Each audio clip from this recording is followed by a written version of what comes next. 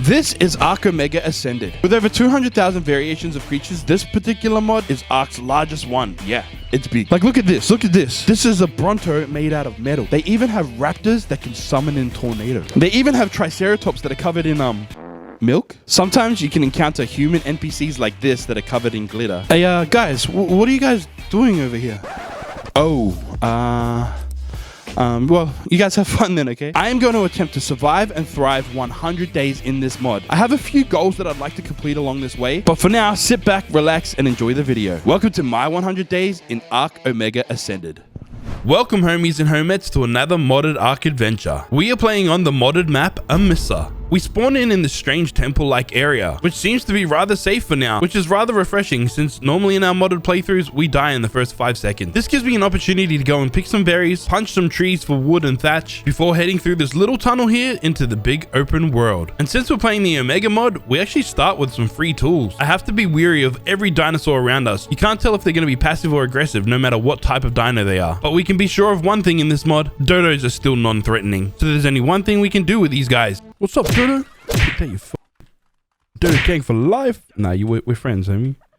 We friends out here, homie. We eventually knocked out this dodo thanks to our knockout club. But just as I started feeding this dodo, I heard a noise that I didn't really look forward to hearing. Oh, shoot. Oh, shoot. Shit. Oh, yep.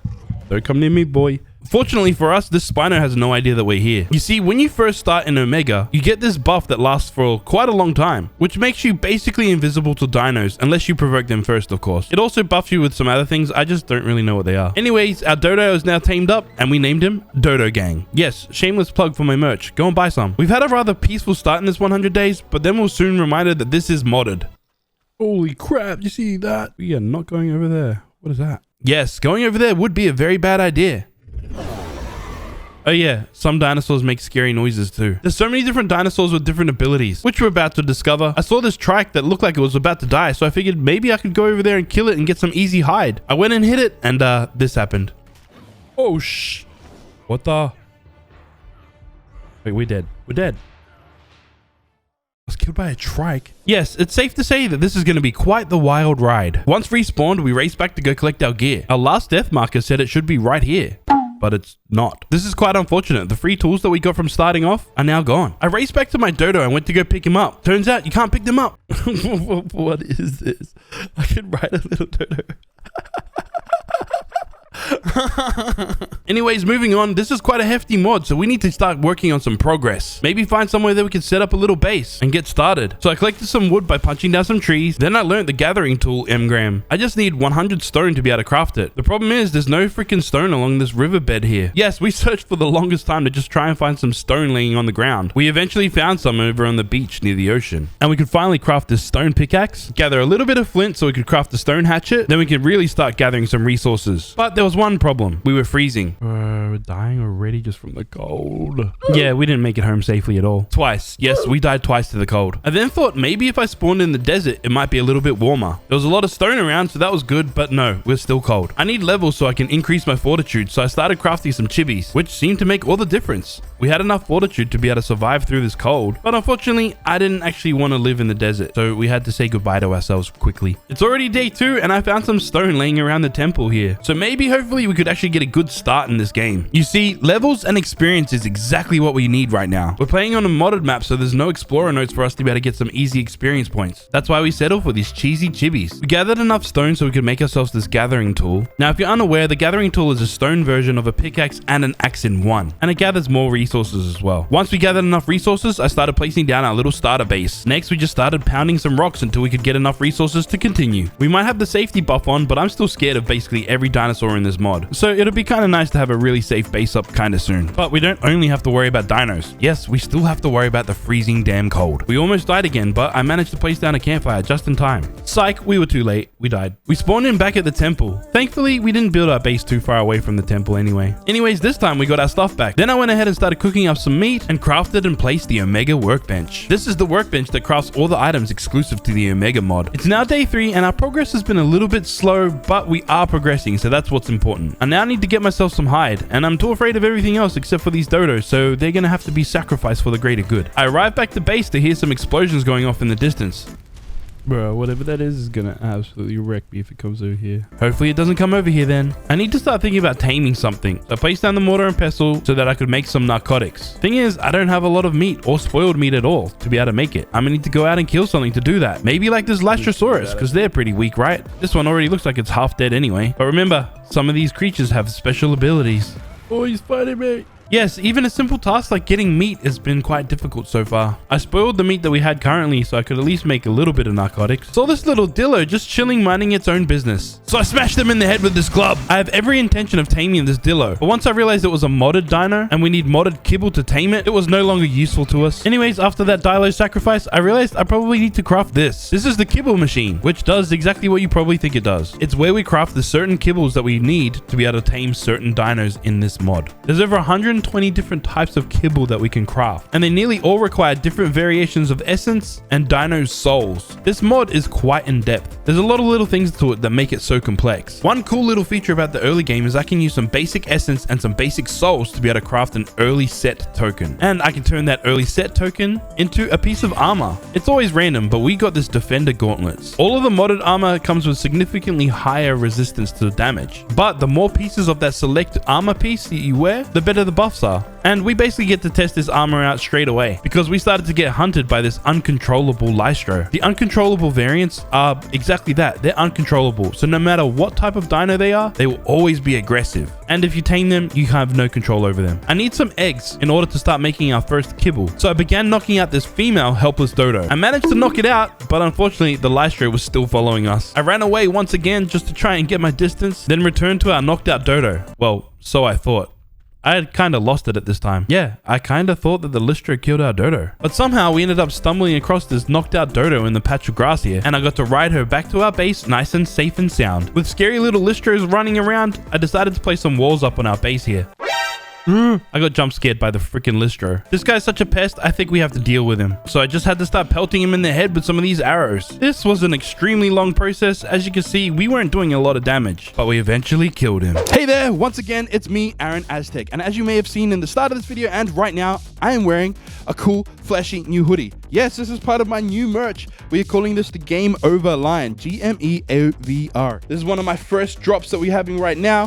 There's the sleeves, there's this, and then yeah, on the back, we are looking fly, baby. This is one of my drops. If you'd like to go cop it, hit the link below. There's also a whole other different range of items that you can buy in this, like this other hoodie that I have right on right now. Yeah, the Dodo Gang hoodies, different sleeves, got the feathers, got the dossiers, we got the whole lot. Also, a little backstory about these hoodies and this kind of fit right here. I wanted to make sure that I had premium style hoodies. This is quality material right here. I didn't cheap out. I didn't go the cheap route. I want you guys to wear the best of the best stuff with some of the dopest streetwear fits out there right now. Go through, check the link below. There's a whole bunch of the items that you can buy. If you do like it, you're really supporting me and my channel and the future of everything that's great. Okay, let's get back to this video now. Day 4, I saw a green shiny light just laying on the ground. Turns out it's a piece of armor. Looking back, I think this dropped when I killed that Lystro earlier. I really think that it's time that we actually finish off this base. So I spend the next little while working on this base until we have it completely closed in.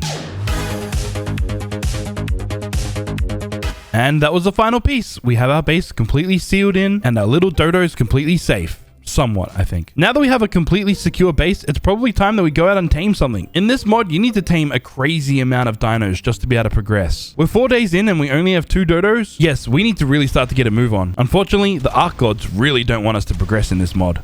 Oh, there's some massive ants. Run, get out of here. Oh, raptor. Okay. The ants are following us? We didn't even do anything. We have the newbie buff on. Ah, crap. What is this? What the hell? Oh, holy epilepsy. Yes, it seems as though we are trapped inside some sort of creature's special abilities. I respawned back at the temple. I should probably consider building a bed back at base so we have a place to respawn there. I'm going to need some hide if I want to make myself a bed. Maybe I'll get some hide from this Spino. Trust me, looking back on this right now, I am also thinking, what an idiot. I'm not too sure how, but it kind of looks like it's dying. Am I going to be able to kill this thing? I had the Spino chase me around killing some things. You see, when a dino in this game dies in your vicinity, you automatically gain essence and souls. So maybe if we can have the Spino chase us around and it do all the killing, we can get some free essence and free souls. Yes, fight. Fight. Give me essences for free. Yes, we can just sit back and relax and watch the bloodbath happen and get some free essences and souls. I'm just here for the free essences. Yep, more essence. Good. How much essence we got? This is basic? Yes. Yes, we got the basic. We managed to secure a little bit of free essence and souls, but most importantly, we got a whole bunch of hide from the dead Spino. The morning of day 5, we chased around this little fairy dilo. It was a female basic tier dino, so I wanted to try and knock it out so we could get some eggs to make some better kibble. Since it's a basic fairy type dino, in order to tame it, we need to make the basic mythical kibble. Your standard meat doesn't work in this game. We have now tamed our very first modded dino. We just need this baby to start producing some eggs so we can make some better kibble, which at this point of the game is kind of tricky, but we add some mods later on to make this a little bit easier. There's a whole bunch of dodos around our base, so I figured we'd just go and tame some. We need a whole bunch of eggs to craft some more kibble, and our current dodos just aren't laying eggs at the rate that we would like right now. So I just figured the more dodos that we had, the higher chance of laying more eggs. Also, I'm quite impressed with the pathing on ASA. These dodos literally just found their way into the base without me having to do really anything. I do complain about this game quite a lot, but it's nice to see that they've made some pretty good improvements over time. With no eggs currently at base, we can't make any of the special kibble to tame some of these omega creatures. So whilst we wait, we went out to go do some exploring on foot. We came down to the ocean and noticed that there's some rock formations with some crystals on top of them, very much giving us some crystal isles vibes. Anyways, I would really like myself some crystals so I can make myself a spyglass. So I ran around to search for a way to get up. Easier said than done, but we finally made our way up there and were able to harvest some of this crystal. There was also metal and obsidian here as well, so I figured while we're here, we might as well collect a little bit. With our pockets full of metal and crystal, we started this long journey home. On the way home though, I realized we had enough resources to be able to make the awesome spyglass, so I made it so we can make our lives a lot easier and discover all the creatures around us. Day 6 when we finally made it back to base, so I immediately started smelting up all of this metal and deposited all the rest of the items that we had gathered. And then really close to base was this earth pteranodon, so I quickly bowled it with my reusable bowler, and then I shot it in the head a couple times with these new omega train carriers. I ran back inside my base so I could craft up some kibble to tame this pteranodon, but that's when I remembered I don't have any eggs. Lay an egg, you stupid mutt. So I did the only thing I think I could have done. Move this guy over here. You could stand next to these lovely ladies. Yeah, I got these dodos to start breeding. This way we could ensure that we can get an egg. It might be fertilized, but hey, it's an egg nonetheless. Now, I wasn't too sure what kibble I needed exactly. You see, if I made the wrong kibble in this situation, we'd kind of be screwed. So I ran outside to go check the pteranodon with my spyglass, which confirmed that we need elemental kibble. I quickly whipped one up, shoved the kibble right down its throat, and we attained our first pteranodon. We need to get ourselves a saddle, but we don't want our pteranodon to die. So I left it in this area right here, thinking that it would probably be the safest space for it. Now we just need to gather a bunch of chitin or keratin so we could craft up a saddle, which would be kind of a simple task if this was vanilla Ark. But it's not. Instead, we have to fight overgrown flying ants with special magic powers. I never would have imagined that these stupid ants were so damn strong. And I wasn't reading the spyglass correctly. I just kept reading the name thinking it was just a basic type ant. But if you read the type of kibble that it needs to eat, you'll know what tier it is. And you probably won't die a horrible death like we just did. I really need to consider making a bed so I can spawn back at base every time we die. Next, I crafted up this D+ smithy. I wanted to make this pike and a crossbow. This should help us fight some dinos. There was this turtle right outside my base, and it's only a basic tier. I double checked this time. Thing is, it has this crazy ability to summon in the sun, but I have a crossbow, and crossbows are stronger than suns, apparently. We eventually managed to kill this guy and harvest its body for some valuable keratin. Unfortunately, it's not quite enough to be able to make ourselves a pteranodon saddle just yet, but we'll get there. First, we got to make sure this pteranodon is nice and fed. I'd hate for it to starve. It's the morning of day 7 and I've added a couple new mods, starting with the egg collector. This should make collecting eggs much easier. Through this entire 100 days, I had to chop and change a bunch of mods and balance a bunch of the settings. So if you see some things kind of off, that's probably why. Anyways, this Triceratops is only a level 10, so I'm trying to take it out so we can get some hide from it. Admittedly, it is kicking my butt. I'm doing my best to try and only hit it in the side because obviously its head has reduced damage. Then we finally took it out and I could collect that valuable hide. We still need a bunch of chitin so we can make this pteranodon saddle. I saw a white glowing ant and tried to fight it. It didn't end well. Not at all. I spawned back in at the temple. Yes, I should probably make a bed so we can spawn back at base. Anyways, I ran back to get my stuff, but the ants weren't having any of that. Okay, I finally made myself a bed back at base. Yeah, we're dying so much that we should probably spawn back here too. I really needed some of the stuff that we gotten from our dead body. Unfortunately, none of the creatures around this area want us to do that. Getting our stuff back was turning out to be quite futile. I guess I'm just gonna have to start from scratch. Oh, and I had to make myself another smithy because we changed the mods around. I got rid of the D+ mod and yeah, that got rid of the D+ smithy as well. Anyways, I made myself some brand new equipment and I went out to go and kill this turtle so I could get some keratin. Again, the start of this mod can be quite difficult. You think you're fine having a 1v1 battle with a turtle and things get extremely real when its friend comes in and wants to blow up in your face. Yes, this turtle is the meltdown variant. When it gets really angry and starts glowing like that, yeah, you basically insta-die. But I can't give up. I really need this keratin so we can hit the skies. Managed to take out this one turtle and harvest some of that juicy keratin. Also got some armor as well. It's not over. I just needed to kill one more turtle so we we could have enough keratin to be able to make this pteranodon saddle. Finally, we killed our final turtle, and we now have enough keratin to make ourselves this pteranodon saddle. Psych, we lost the keratin that we had before in the smithy from the old mod, which means yes, we need to kill another turtle, which is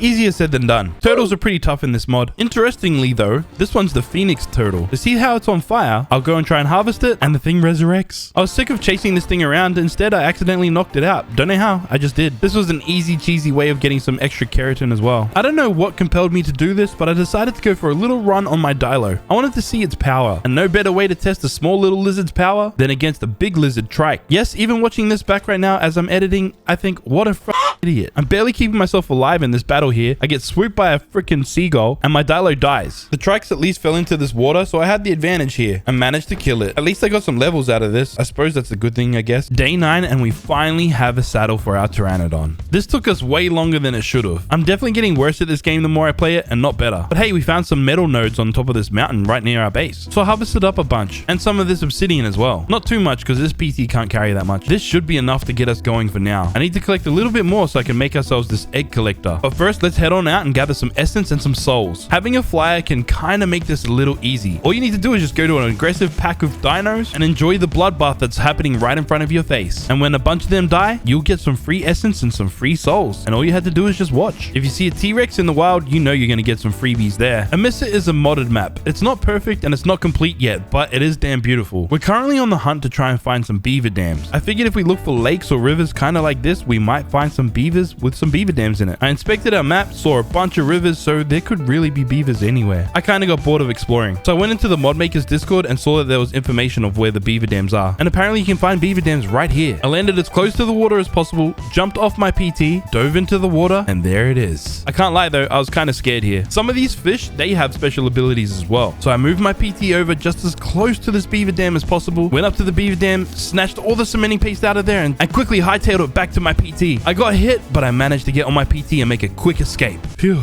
that was lucky. I flew up to the top of this mountain, which had a pretty cool view. I noticed that there was more temples here and decided to go and explore. I don't know the intentions of this place, but I don't know. It's pretty cool, I guess. Then I went to go and explore these floating islands. They were completely bare, so I'm assuming that it's just not complete just yet. Otherwise, I probably would have built a base up here, but knowing that if it's not complete yet, if they do change some things here, my base will get deleted if there's any type of update in the mod. Day 10, we arrived back at base with all these goodies. I now have enough resources to make the egg collector. This should be a pretty big game changer for us. Placed it down nice and snug in the corner and then opened it up because I was kind of unsure how this thing worked. Anyways, I basically figured it out. What you need to do is you integrate any female dino that you have that lays eggs, of course. Once you integrate that said dino into the egg collector, it'll then passively produce more eggs for you directly into the egg collector's inventory. Anyways, we head back out to try and gather some more essence and souls. You see, basically every item in the Omega workbench requires essence and souls to be able to craft. And I remembered the snow is typically a pretty aggressive area, so we should be able to get some essence and souls here. Also, I am very much aware that that is a paragon dino, but I'm also aware that I can't kill that right now. Instead, we just have to sit here and watch us lose out on a massive opportunity to get ourselves a paragon soul. And for those wondering, what is a paragon dino? Well, that blue shiny thing right there. If I kill it, I'm guaranteed to get a mammoth paragon soul from it because it's a mammoth. And with that paragon soul, if I feed it to a mammoth tame that I have, it'll increase its entire stats by 100%. I was kind of waiting here hoping that something else would kill it and I could swoop in and take the paragon soul, but yeah, it was still alive. Instead, we just keep spending the rest of the day flying around gathering souls and essence. We had now gathered enough resources that we can now make some more kibble. Which kibble should we make right now?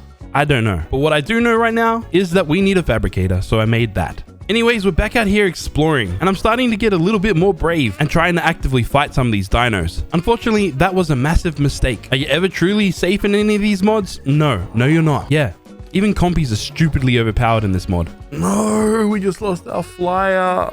Oh, man. Yes, unfortunately, because we lost that flyer, it's going to set us back quite a bit. Now, I was kind of unsure how to progress in this mod. Thankfully, in the options menu, there's a thing called the Omega Dex. This is quite literally the Bible of Omega. It'll teach you everything you possibly need to know, and it kind of keeps track of how many kills and deaths you have. The Omega Dex is extremely useful for this entire playthrough, and we'll refer back to it at times. It's now day 11, and there was a zombie parasaur right outside our base, so I knocked it out with the intention of trying to tame it. It's not a high level or anything. I just need a basic berry gatherer to help me out around the place. our dodos finally produced a couple eggs in the egg collector, which allowed us to make some of this nightmare kibble so that we could tame this zombie parasaur. Whilst we waited for the parasaur to tame up, I saw that there was a water pteranodon nearby, so I took this opportunity to knock this out as well. Then I fed it some elemental kibble, crafted a parasaur saddle, placed the saddle on the back of this new zombie parasaur that had finished taming, and put this undead zombie dinosaur to work gathering some berries. Once we had gathered a whole bunch of berries, I decided to integrate this new zombie parasaur into my egg collector. She was kind of weak anyway, and we'd gathered enough berries to last us for now. At least this way she was kind of useful for us. At least this way should be useful for us to be able to make higher tier kibble. Next, I made another one of these early set tokens, and out of it we got one of these prospector gloves, which gives us a buff to increase all damage to resource variant dinos. Next, I crafted up this Omega teleporter remote. What is this exactly? Well, it's exactly what you think it is. It's an Omega teleporter. We can teleport in this mod. But as we were just chilling here minding our own business, we got the message that our water pteranodon had been murdered. I was so sad that I passed out. Not really, I just been forgetting to drink and eat. Anyways, you see this magical ball in my hand right now? Well, this is the Omega teleporter. We use this tool a hell of a lot during this playthrough. Not only can you teleport yourself from location to location, but you can also teleport tame dinosaurs around the map as well. We currently haven't made a teleporter to teleport to, or do we have enough dinos to actually be able to teleport anywhere? So we're not going to do that right now. Instead, I'm going to attempt to tame this turtle. It's a basic nature plague turtle. We managed to knock it out, but its friends were close by. This was a breeding turtle, so I figured I'd tame it as well. Whilst we wait for them to fully tame up, I needed to go gather some more resources. And I remembered that there's some metal on top of this mountain here. Now you might be thinking, how is he going to get up there without a flyer? Grapple hooks. That's how we're going to get up there.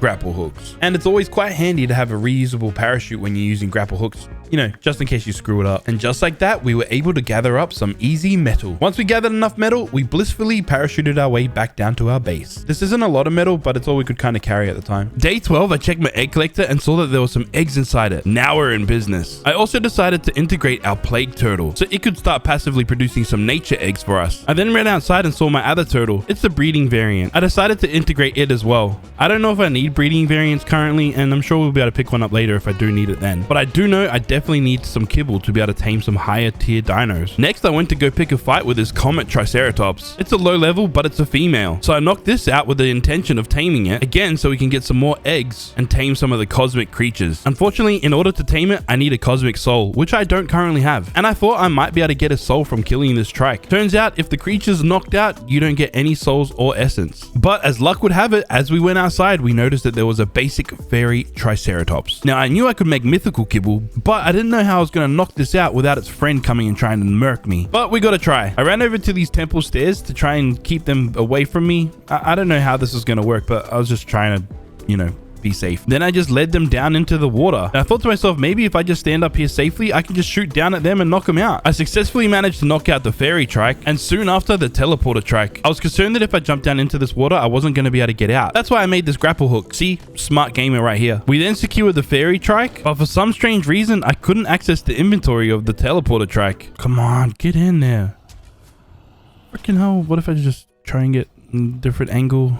No, not working. This thing's stupid. I then used the grapple hook to get myself out of this predicament. And you might be thinking, how are you going to get the trike out of there? Well, with the magic of the Omega teleporter, you can literally summon any of your creatures straight to you. The fairy trike didn't last very long. I integrated it straight into the egg collector. Day 13, I decided to run on over to the safe temple. And somehow, my Earth Pteranodon was here, alive. I could have swore you died. Indeed, I'm pretty sure I remember this bird dying. I've been screwed over by so many bugs and glitches in this game that I decided to take this as a win. Although I'm pretty sure what happened is that when I logged off one day, the server just rolled back and our Pteranodon was still alive. Anyways, I took advantage of this. Having a flyer in this mod makes things much easier because if you run around on foot everywhere, you're more than likely going to run into something that can one-shot you. We explored more of this map and then went into this lava-infested area. This seems to be some sort of wyvern trench, but there's no wyverns. That's because the wyverns in this map are a different type of wyvern, exclusive only to the Emissa map. I didn't add it in because it kind of would have messed up the spawns for Omega. Moving on, we found our way to the desert. Again, we're on a basic tier dino that's really weak, so I didn't want to mess with too much. But I did want to try and get me some free essence and souls. There was a Colossus-sized Stegosaurus in the distance and some glowing white lights. Just like real life, glowing white lights usually means death. I then noticed this strange glowing beam in the sky and saw that there was a treasure chest on the ground. These are a part of the Omega mod and they're called loot chests. Basically, if you use enough essence, you can unlock it and open it and it'll have a bunch of loot. We're certainly not rich enough to be able to open one right now, so we're just gonna have to go on our merry way. Anyways, I noticed that there's a massive spawn rate for trikes on this map. Yes, that's a foreshadow for the future. In my adventures, I found a nice little spot to harvest some metal, but I realized I was dying because I was cold and hungry. The freezing symbol went away, so I figured I was pretty safe. And on my way back to base, I fell off my pteranodon. Luckily for us, we were really close to base. If we were anywhere else on this map, we were definitely screwed. Anyways, I managed to get my stuff back and jump on my pteranodon and place him safely in the nice safe temple. Day 14 and we've gained a few levels, so we can craft some new items, like this Omega glider suit. So I crafted up a flak chest piece so I could place this glider suit onto it and went outside to go and test this glider suit out. Apparently, you can kind of do like a double jump, which gives you a massive amount of height, so you can glide from basically any point. I then went to go and inspect my pteranodon and noticed that there was a different menu on the radial menu. This is where you can track and see the paragon level progress. In Omega, you don't only need paragon souls to be able to paragon your dinosaur. You can do a variation of different quests to be able to paragon your dino. For example, if you murder enough of the same species that you're currently riding, you'll get a paragon level. Anyways, I'm starting to feel like I'm bonding with this pteranodon, so I decided to give it a name. We named it Lilac. No idea why, it just was the name that came to mind at the time. I took Lilac out to go and do some exploring, and we saw this supply drop with an Ascendant crossbow in it. I mean, the rest of the gear is amazing too, but the Ascendant crossbow will make a massive difference when we're trying to knock out some of these dinos. I then got front row seats to a spiritual Bronto fighting a Banshee Rex. Then out of nowhere, a Gamma Summon Akano came in and destroyed the Rex. As we were exploring, I was getting chased by some ants, and I wasn't sure of their power level at all, but I was also running out of stamina. So I stopped to take a quick break. Didn't think the ants were that strong. It started to attack me, but my pteranodon couldn't regain any stamina, and Lilac had died. I had my wingsuit so I could make a quick escape myself, but then I accidentally dove into a bunch of dangers. I knew this was quickly going to be over. We had some amazing gear on us at the time, but fortunately, this is a modded playthrough, so I could just approach this death recovery mod gravestone and get all of my stuff back. I managed to pick up the PT saddle from the dead Lilac as well, so that shouldn't be a problem if we tame another. Thanks to our run exploring out in the wilds, we were able to make some pretty powerful trank arrows. This combined with our Ascendant crossbow makes knocking out some of these creatures extremely easy. Like in the matter of like 30 seconds, we managed to knock out 2 basic trikes. Later that day, a Reflect Pteranodon landed right close to our base. It's only a level 20, but anything that can get us in the skies for now will do. Have I ever mentioned how much I hate Pegos? Not only are they ugly little rats, but they're just freaking annoying. Anyway, somehow that level 20 Pteranodon that we're trying to tame earlier died, but we found this Windburst Pteranodon. So I shot it with my Ascendant crossbow and yeah, well, it died as well. Yeah, don't shoot weak dinosaurs with Ascendant gear. They die. Day 15 and we're still searching our area for another Pteranodon, or really anything worthwhile taming. I spotted this Loot Pteranodon and I decided to knock it out. At this time, I knew that I couldn't actually tame this because unique kibble's kind of hard to make. No, not really. I'm an idiot and thought that I could make it. I realized in my inventory, I didn't have any unique kibble. So instead, I sacrificed this Pteranodon to the ARK gods. When it died though, it dropped a bag full of goodies. Nothing crazy good, but it was all free, so hey, that's a win for us. Anyways, we're gliding through the skies on the hunt for a Pteranodon of our own. This isn't a Pteranodon, but it is a basic level Cosmic Dino. And Cosmic Dinos in this mod are some of my favorite dinosaurs, as they typically have a pretty powerful AoE attack. Just as luck would have it, right next to that Rex was this Vampire Pteranodon. I knocked it out,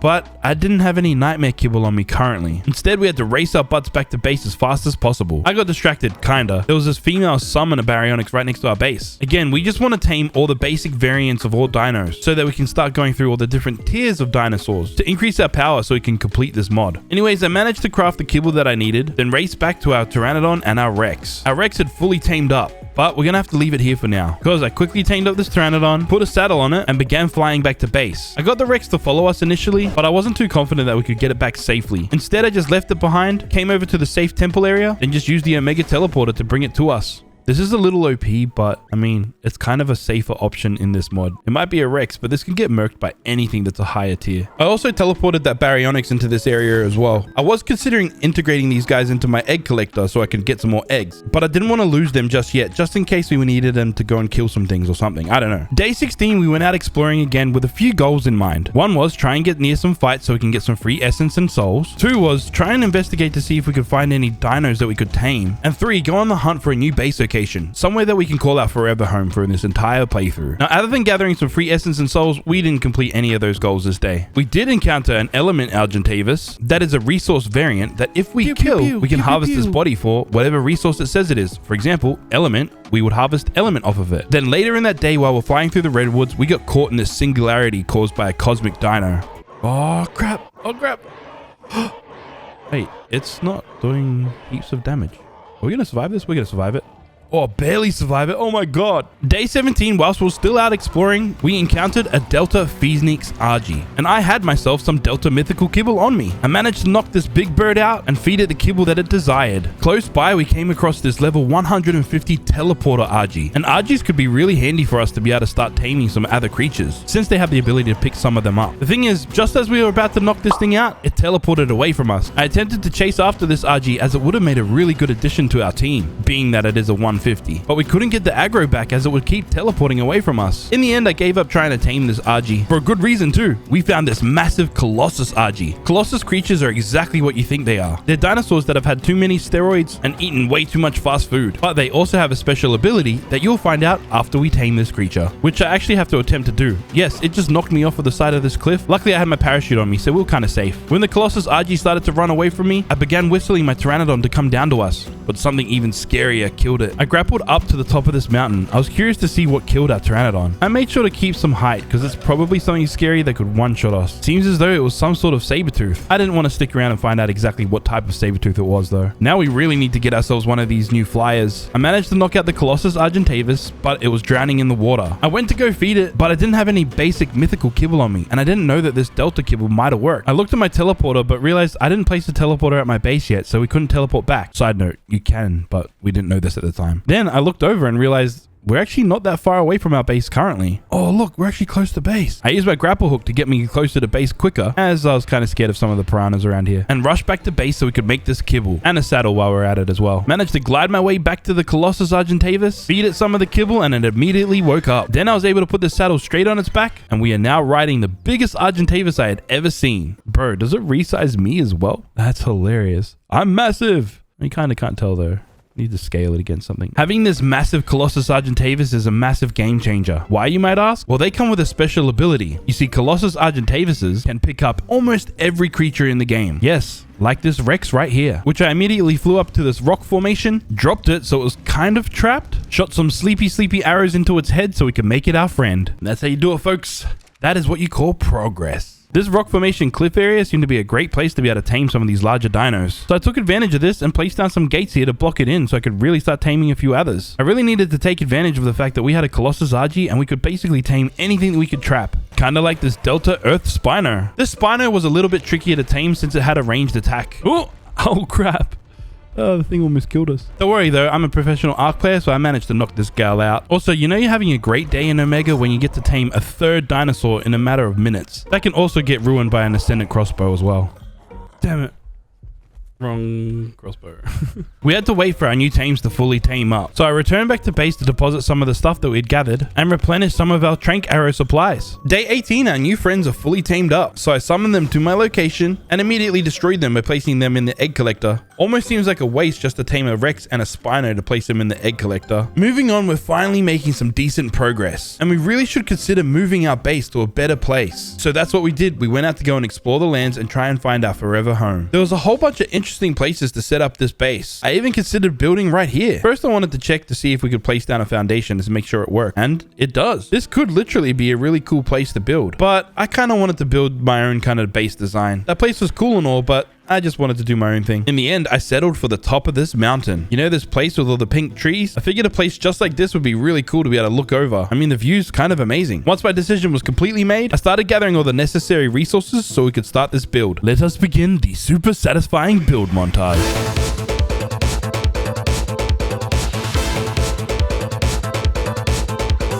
There we have it. That's the basic layout of our base. I need a name for this base design. Let me know what you think it should be in the comments below. Previously, we've had the shaft and the phallus. What should this be called? Day 19 and we're still working on this base. We need to start filling it in so we can actually make this practical. All right, the foundations are all set. I think this looks good. I'd placed in these walls, but I ran out of resources to be able to craft any more. So I decided to fly back to my original base so I could pick up some resources and a bunch of these crafting benches to place in the new base. We arrived back at the new base with a whole bunch of walls that we had made and of course all of our crafting benches. Day 20 and I brought some of our dinos up to our new base and continued working on this base.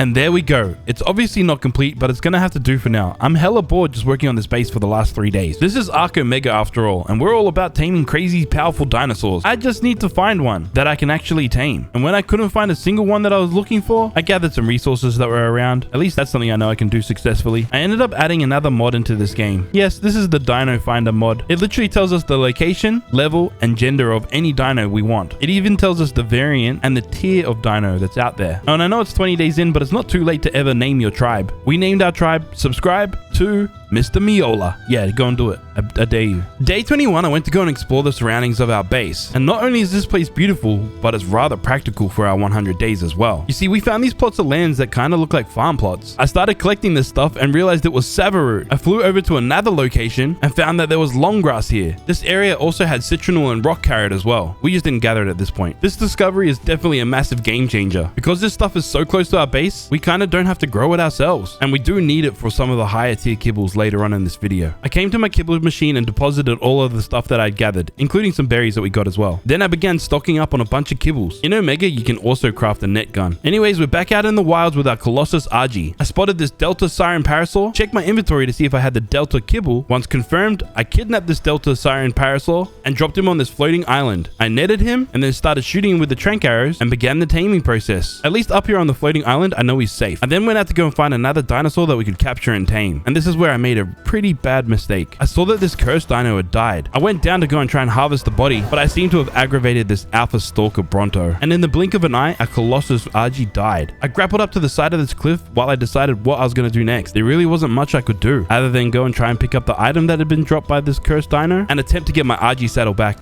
One slight problem. I forgot to put a bed at my new base. So yes, we had to spawn back at our original base, where I didn't have a flyer currently. So we're stuck down here until we can get to our new base. In other news, we did get some new gear, so hopefully this helps us out with our adventure. There was this brutal pteranodon right near our base. This was a perfect situation for us. So I knocked it out and fed it some kibble. Then I ran far away from it. I was trying to get out of render. You see, if you're out of render in this game, sometimes nothing will attack the pteranodon, and it should survive until it's tamed. Day 22, I knocked out this turtle with some trank arrows, and not for the reason that you're probably thinking. I needed to murder it. Yes, because we already began the move to the new base, I don't have any keratin or chitin down here so I can make a saddle for this PT. I could see through the tracker that it had fully tamed up, but we currently don't have a saddle for it. So until we have a saddle for it, I'm just gonna have to leave it here in the temple whilst I go out and kill some turtles so I can get some keratin. We eventually killed enough and harvested enough keratin to make a saddle, then make it back into the skies just like that. I've now come to the realization that I really need some backup flyers, because now without them, it really sets us back quite a bit. Spotted this knockback Argentavis, so I netted it quickly, knocked it out, and fed it some rage kibble so it could tame up. Whilst we waited for that knockback RG to tame, we went back to base, where I then summoned some of the dinos that we tamed in the wilds back to us. But as you probably suspected, they're going straight into the egg collector. A couple Delta tier dinos means that we're now able to craft some Gamma tier kibble. Now let's celebrate with a cute dodo butt wiggle. Oh crap! Who put a freaking hole here? I'm an idiot. I can't get out! I got the grapple out. Yeah. Oh, that doesn't work either! Freaking hate this game sometimes. Make me destroy my own base just so I can get out of a stupid hole that I freaking made. Alright. Excuse me, you gotta come too. Yep, come here. Come here. Alright, good. Next, I crafted and placed this preserving bin. In order to make some of the higher tier kibble, we're going to need some of this jerky. And because it takes a while to make, I figured we better get started now. Oh, and that knockback RG, we teleported him back to us. Next, I placed down this personal gravestone right next to our bed. So next time that we die, we spawn back here and we can get our stuff back. The following day, we found ourselves back in the snow biome. We're here to gather a bunch of oil. I want to try and stock up on as much as possible while we're here, because this was actually quite a far flight from home. This map is currently unfinished, so some of these oil nodes are pretty safe to be around since there's really no dinos that spawn here. And of course, at this time, I was definitely taking advantage of this. After collecting a bunch of oil, I saw some creatures fighting. Ooh. Let's avoid that. Oh my god, that hurt. Yeah, I was actually trying to get close so I could get some free essence and souls, which we did, but I didn't expect to almost die. Luckily, we had one of these beta health potions. Anyways, we made our way back to base and deposited a bunch of oil into the preserving bin with some cooked meat so we could start making some jerky. Next, I wanted to tame a killer dinosaur, and I used the Dino Finder to try and find a decent level and tiered Rex. There were a few Rexes around, but nothing that we were looking for specifically of the right variant and tier, until we saw this level 145 Gamma Phoenix Rex. Having a pretty strong creature that can kill other dinos dinos will make the progress in this 100 days significantly quicker and easier. Also, occasionally I just turn it to daytime just because I don't really like recording in the dark. It can make the videos kind of crappy. I began tranking out this Rex, but it was getting chased by a rather strong Bronto. And for some strange reason, our PT wanted to get in on the fight as well. Anyways, we managed to get the Rex separate from all the other creatures around it and put this mini lizard to sleep. Whilst waiting for the Rex to tame up, we flew around the local vicinity and spotted this female Delta Starfire Pteranodon. I shot it with my net gun, but that could have been a bad idea. Yeah, it immediately used its special ability, the Starfire, and started roasting me and my brutal PT. We managed to knock this PT out though and feed it successfully, but not without getting chased by some piranhas. Get out of here, you stupid astral piranha. And just like that, we now have a Gamma Phoenix Rex. Day 24, we teleported our new Starfire Pteranodon to us as well. Even though this Pteranodon might have been a good addition to start laying some eggs, it also has one of my favorite special abilities. It is only a Delta tier, so maybe it might not be strong, but we're going to test it out on these guys down in the desert. Ha ha ha ha! Burn, bitches, burn to my son, Starfire! Oh, that's not doing an awful lot of damage. That's kind of underwhelming. I mean, we picked up a little bit of stuff, I guess. Although we did kill a couple creatures, this wasn't as effective as I had hoped. I wasn't planning on giving up though. If I could kill some more creatures and gain some more souls and essence anyway, it's good. Maybe if I put some more points into my melee, it could help. You know those times when you're playing a game and you think you're really good at the game and you start getting a little bit overconfident? This was one of those moments. Yeah, I forgot that some creatures have special abilities that make you lose control of your creature, which in turn forced me to go and fight some creatures while I'm riding on the back of this Pteranodon. I just regained control of my PT in time for us to get away. I quickly realized the best way for us to increase our power right now is to start taming some more egg layers so we can start working through some tiers of the dinos on this mod. For example, if we tame this Gamma Earth Mantis, we will then be able to start taming some Beta Elemental creatures. We're now slowly moving up the ranks of the elemental variants. And voila! We now have the Gamma Mantis.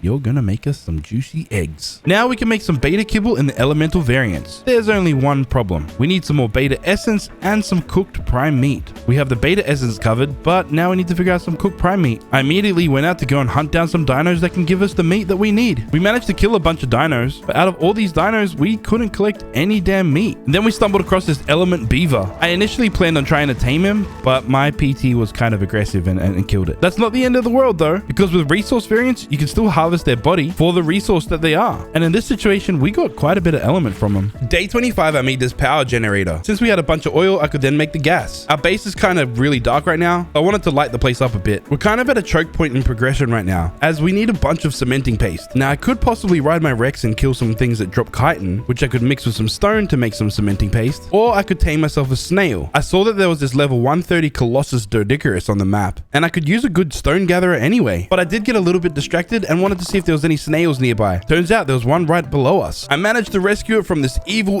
Sarko, took it to a safe destination, and shot it in the face, because that's how you make friends. Oh yeah, and for some reason this Delta Mantis isn't taming up. I don't know why, but it's not that important if it doesn't either, because right now this snail is so much more important. Anyways, I didn't forget about this Colossus Doedicurus. I went to go tame it, but it seemed kind of preoccupied. Yeah, no, we're not going over there right now. There is a lot of magical abilities happening, and yeah, we don't want to be a part of that. Sometimes it's a nice feeling getting back to base and not coming back empty-handed. Having this overgrown snail with us and absorbent Pteranodon. I don't remember taming that, but I must have missed it in the footage. Oh my lord, you can ride these things. This is disgusting and super cool at the same time. Day 26, I built this little playpen for our snail, because I'm pretty sure you have to have them on wandering in order for them to passively make some cementing paste. I then located a few other snails on the map, then started flying over to them so we could tame them. I tried picking the stone snail up, but for some reason it didn't work. Then when I landed nearby it, some explosions went off. There's plenty others out there, we don't need to get that one. This water snail was quite easy to pick. I brought it up to this ledge, dropped it down, but as I was changing my arrows over to different trank arrows, it fell down the cliff. I took it to another location a little bit higher up. This time I made sure to net gun it so it wouldn't get away. Then I knocked it out and fed it some kibble. Found another stone snail and realized we couldn't pick it. It must be something to do with the stone variants that we can't pick them up, but we could still trank them and knock them out. Anyways, I managed to get my hands on a couple more snails, trank them, and knock them out as well. A little while later on in the day, all of our snails were fully tamed up, so I teleported them straight into the pen that we had made. This should be enough snails to be able to make enough cementing paste to last us through the rest of these 100 days. Next, I had a look at some of the weapons that we could make in the Omega workbench. I made this chromatic boomerang and this Hades torch as well. It makes a really weird blue light. I was curious to see if any of these weapons were any good or kind of what they did, so I tested this boomerang out on this Dilo. Honestly, I was kind of expecting it to be a little bit better than it was. I mean, it's strong, but it's not that strong. I mean, we have a Pteranodon that summons summons in the sun. Having a rainbow boomerang isn't as cool. We're also in that time of the game that it'd be good for us to be able to have some murderous dinosaurs on our side. And nothing screams straight murder like a level 135 Delta Rampage Therizino. Fun fact, the Omega nets do not work against this. Oh crap, it didn't work. Shoot. Okay, that did a fair bit. That did a fair bit of torpor damage. But run. I'm too scared to look behind. I'm too scared to get on, go. Ah. That was close. Yes, that was quite the close call. Therizinos are kind of scary for big fluffy T-Rex wannabes. I managed to get another shot in, but there was a friend nearby, so it chased me as well. Oh, it's knocked out. Epic. Now we just need to get rid of this guy. Best way to get rid of some of these pests? Run them over a cliff. Except this isn't old ARK anymore. This is ASA where the pathing's good and they don't run over cliffs. That's not to say it's not impossible though. Come on, come follow me. See you later, sucker. With no dangers nearby, this gave us the opportunity to go over to the Therizino and feed it some kibble. Day 27, I placed down a feeding trough. We have a lot of dinos out, so it's probably a good idea to keep them fed. I was feeling kind of thirsty, so I went for a dip in the water to, fill up my water bar. But then I saw something in the water. Oh, no way. There's silica pearls here. Dude, this base location's epic. Oh, black pearls. No way. I didn't even know if I need them, but if I need them, that's good. Our new Therizino friend had fully tamed up, so of course we teleported him straight to us. I then went ahead and crafted up a saddle for him. But before putting the saddle on the Therizino, I wanted to craft this upgrade bench. I crafted this augment bench as well, but we never use it. I placed the Therizino saddle in the upgrade bench. For some reason, I couldn't upgrade it. I probably didn't have the right stuff in there. Since I plan on using this Therizino quite a bit, I went ahead and named it Charlie. And now since we have a bunch of cementing paste, I could now make this Omega teleporter. Now we really shouldn't have to worry about dying out on the map and getting back to our stuff or whatever. I noticed in the teleporter options, we could teleport to any of the obbies. I teleported to the green obelisk and soon after teleported Charlie to us. I figured this might be a little easy run that we could kind of do on Charlie and go and murder some dinosaurs. I made sure to stay cautious though and not fight anything I wasn't sure I could definitely kill, because this is Omega and some of these dinos have some crazy abilities, and in a split second we could almost die. Oh, that was so damn close. I was sure we were dead then. After that little close encounter, I teleported straight home and fed Charlie some of this health potion. Being that Charlie is a Delta tier, it's strong, but it still comes with a lot of risks. But he is still a Therizino, so gathering berries and thatch and fiber, he is extremely good at. Honestly, day 28 was a rather uneventful day. We teleported back to our old base with Charlie, attempted to try and kill this Delta loot Pteranodon, which if I might add is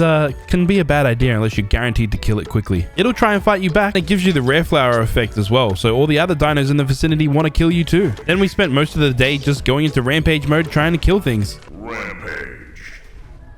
That was until we had enough and decided to teleport home for the night. I kind of thought that our Delta Therizino Charlie was going to be a lot stronger than he was, but I really think that we need a higher tier creature so we could survive out in these wilds. Maybe something like this Beta Fireburst Raptor. I landed my Pteranodon quite a distance away. I didn't want the Pteranodon to try and engage with this Raptor. I knew it would probably die quickly. I then approached this Raptor, shot it with the net gun, and then it used its Fireburst ability. Thankfully, I didn't die, and it only took me one Alpha Trank Arrow to put this guy down. And now we have the Beta Fireburst Raptor, easily the most powerful creature that we have in our team. I then went ahead and crafted up a saddle for it. Then I attempted to upgrade it. Turns out I need a little bit more hide in order to upgrade it. Unfortunately, I don't currently have any. Instead, we're gonna have to ride this Raptor primitive style. Now I wonder, are you strong?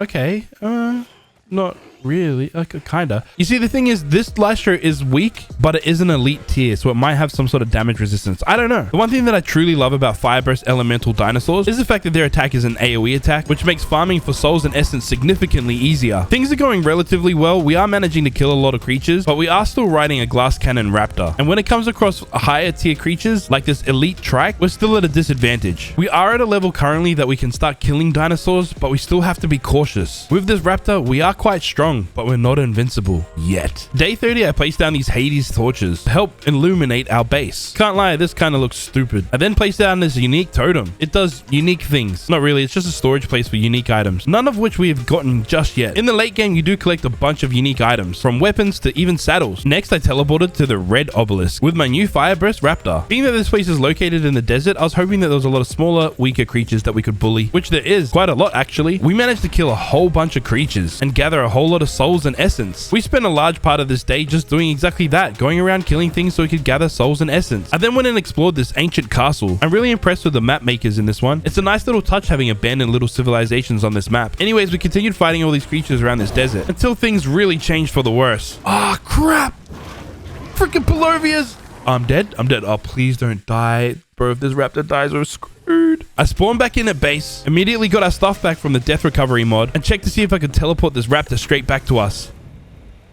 Oh, you almost died. Oh my gosh, you only have 900 health left. Here, take a potion. Take a potion. Recover, my friend. Recover. That was certainly a close call. 30 days in, and here's a little update on our kills and deaths. We've killed 14 creatures. I believe that's only on foot, though, but we have died 20 times. I then checked the egg collector chart and noticed we really need to start collecting some more dinosaurs that can lay some eggs. We really need to start focusing on progress. So I crafted this imbue bench. I figured this might be something that you could use to progress, I guess. I don't know. I then got rid of these Hades torches. I don't really like the way the light looks. It just feels way too unnatural. I then crafted and placed down this Omega grinder and Omega compressor. The grinder is exactly what you think it is. It's like the industrial grinder. Now the soul compressor compresses souls. I don't know. I think it's like a storage box for souls. Day 31, I gathered all the junk and crap that we had laying around our base. Stuff that we don't plan on using that we gathered from drops or from killing some creatures. Placed them all in the grinder, then grinded it all up. Oh my lord, look at all that loot.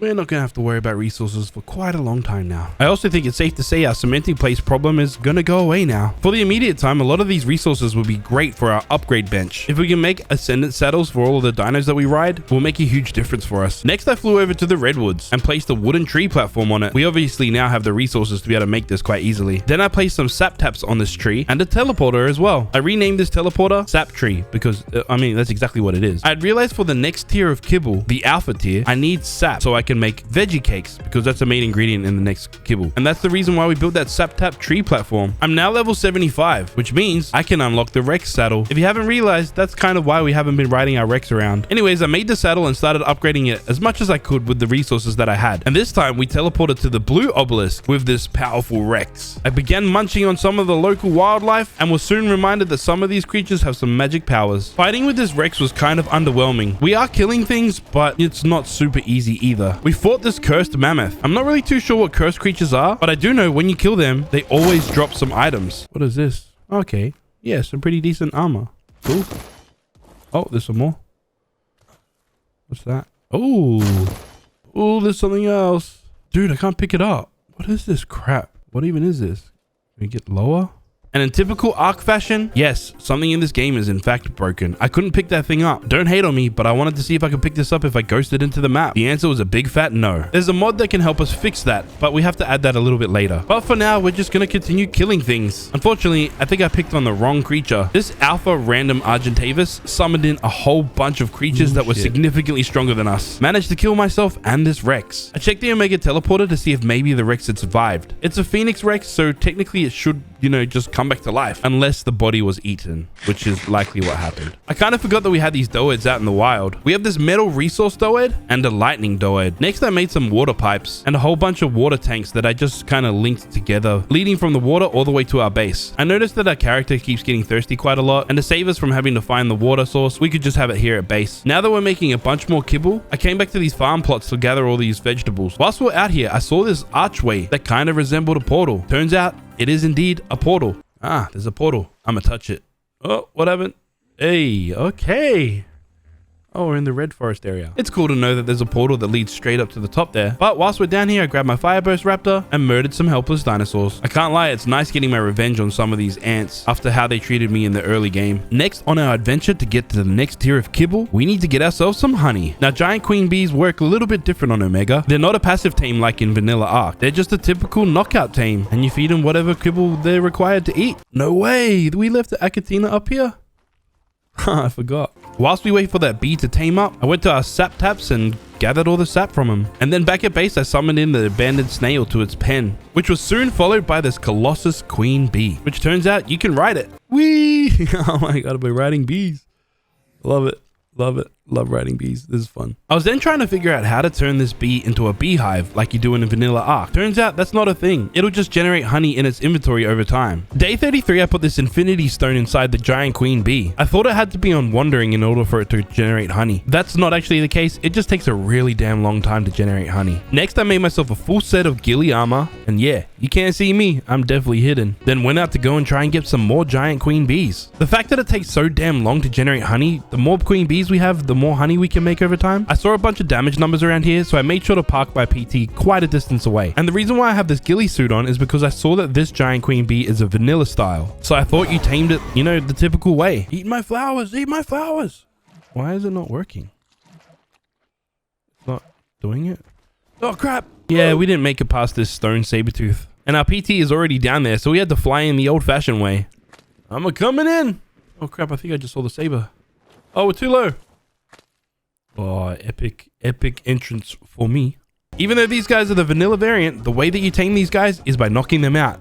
And no, not by killing them like I just did. I ran back to go get my pteranodon and it was gone. It must have died somehow. But we still have a mission that we need to complete. We need to tame this giant queen bee. Managed to knock it out this time and not kill it. Then I fed it some of these rare flowers, then ran away so it could tame up in peace. Ta-da! We now have a second giant queen bee. With the help of the dino finder, we found out that there was this beta fairy Dilo on the map. So I quickly brought this to the floating island so we could tame it in order to get to the higher tier of the mythical variants. Now we haven't actually tamed any of the summoner variants. Luckily, this cloner parasaur was pretty close to us. There was also this wood parasaur nearby, so I guess we had to tame that as well. And just like that, we have 3 new tames to add to our collection, 2 of which we're going straight into our egg collector. We're going to leave our wood parasaur out, and I'll explain why in a little bit. First, I want to test something, and for the science, I need to tame this Delta Comet Hyenodon. Whilst I was waiting for it to tame, I went to go fight these Delta Bloodlust warriors. This was a terrible freaking idea. So apparently these warriors' special ability is to make my dinosaur go absolutely crazy that I have no control over him. I thought I got away, and then we got hit again. This was definitely the end for our RG. These kinky guys really love their whips. Yep, mistakes were made. Mistakes were definitely made.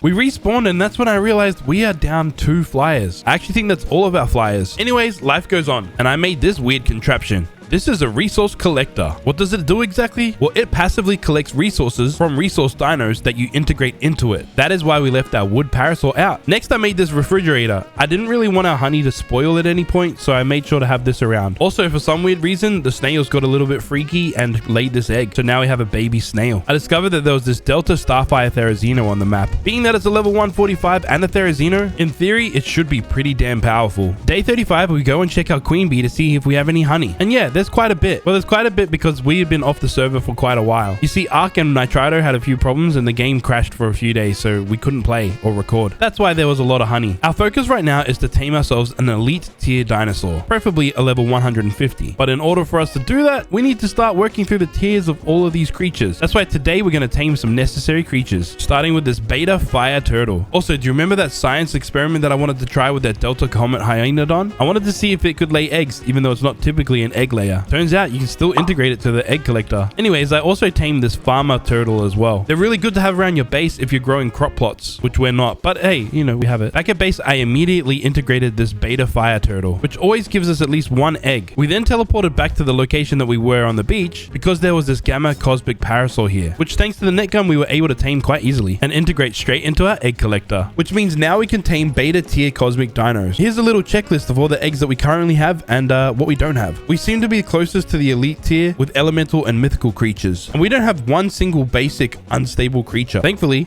there's a meltdown raptor right close to our base. I like taming these smaller creatures that we can just put in a net, and if it has a friend nearby, we'll put that in a net while we deal with this one. All right, where is this thing? Is it dead in the bushes?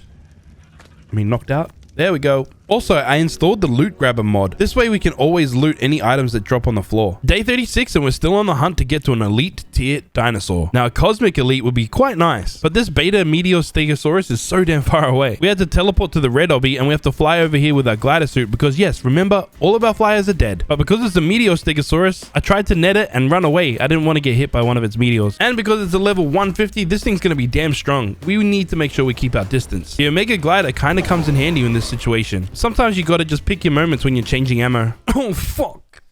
It's times like this that I really wish I had a flyer on us. But then I am also glad that we have our glider suit because I'm not giving up until we tame this stego. You gotta remember, when you're fighting some of these creatures in this mod, don't get too close. We then returned to the stego for the 3rd time, and as luck would have it, it was already knocked out. So all we needed to do was feed it some kibble, and boom, it was tamed up. But before I headed back to base, I went to go look around this island. see if there was anything else interesting to tame. That's when we stumbled across this level 150 harvesting triceratops. So I shot it in the bum and immediately knocked it out. Fed it some kibble and it was basically ours now. I teleported back to base and brought the stego with us, then immediately integrated him into the egg collector. Our harvesting track wasn't tamed just yet. In the name of progression, we found this Delta Overlord Pteranodon. Successfully managed to knock it out as well. This tame is good for two reasons. One, we have the next tier of the summoner variant, and two, we now finally have another flyer. I then checked the Omega Dex to see what eggs we needed to collect, and I'd be pretty happy with a cosmic, elemental, or mythical creature as our main creature. At this point of the game, that is. Day 37, we teleported our new dinos to our base. It was particularly nice to have a flyer again. We returned back to the desert so we could tame some more creatures, like this Gamma Brutal Paracer. An elite rage variant might be a cool option for us as well, but this mod is complete RNG. We're just going to try and take whatever we can get. I'm just glad that we're progressing through the tiers of these variants quite rapidly now. Sometimes you got to be a little bit careful when you net some of these guys. Their attacks will hit you from a distance. Ouch. That freaking hurt. Yeah, go to sleep, bitch. Here, eat some of this and become my friend. We'll see you in a bit. Whilst we wait for these tames to tame up out in the wild, I figured it's probably time to actually enclose this base and put a roof on this thing. Satisfying montage.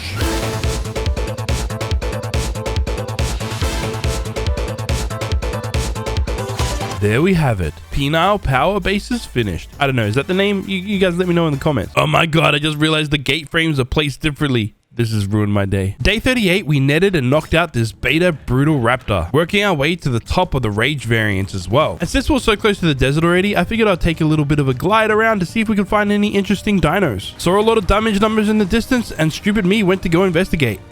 Yeah, if you didn't realize, I just died. There was a lot of powerful creatures there. So what did I do next? I decided to fly back over there, but this time I brought my raptor with us. It's time that we fight. So it turns out one of these vultures is an elite demon vulture, level 150 as well. That makes this thing pretty damn powerful. And I'm riding my brutal raptor. Not the fire burst raptor, so I don't have any magic abilities right now. That's why it's probably best that we run away. Later on in the day, I found that there were some engrams locked away at the bottom of this list. I think to be able to unlock these though, you need to meet certain requirements in this mod. I just don't really know what they are. Also, we're finally a high enough level to make this chemistry bench. I'll no longer need to be crafting stuff out of this mortar and pestle.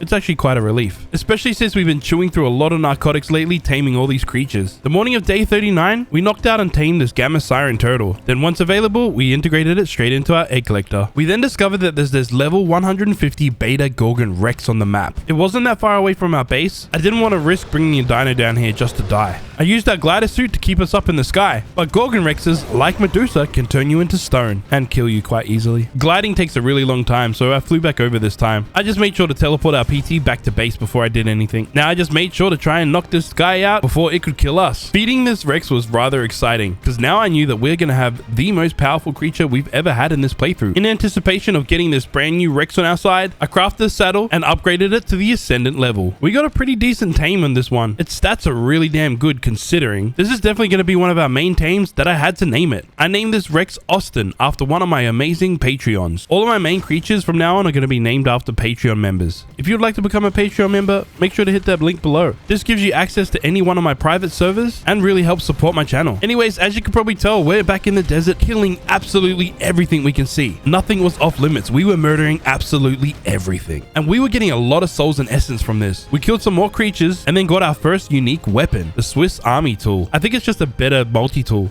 The morning of day 40, we tested Austin out against this Apex Thorny Dragon. And it's nice having a creature that does over 2,000 damage each hit, which means we absolutely obliterated this Apex creature. Now that we're quite rich in essences, I'm now able to craft some of these Omega crafting benches, starting with this Soul Furnace, which works like a furnace or a forge, but it requires souls to be able to use it. It can also cook meat and make jerky as well. Veggie cakes too. With that, I cooked up 3 veggie cakes so that I can make this alpha kibble. Then I crafted up a bunch of these metal arrows and a compound bow for the metal arrows, which we upgraded just a little bit. That's as much as we could at this point. All because we could start making these gamma metal knockout arrows. If it's not obvious, these arrows deal much more torpor than our original crossbow would. And with this, we went to go hunt down this alpha ice burst iguanodon. As soon as I landed, I put this iguanodon in a net. I started shooting this with my compound bow and gamma arrows, which put this girl out quite quickly. Taming this iguanodon means that we can now tame elite elemental variant creatures. With that, I immediately checked the dino finder to see if there was any elite elemental elementals in the map. Unfortunately, there wasn't, but there was a female alpha comet Titanoboa. Taming this Titanoboa wasn't as simple as I had hoped. First, we got Paloviad. Then the Titanoboa was in a massive fight with a bunch of creatures. So in order for us to tame it,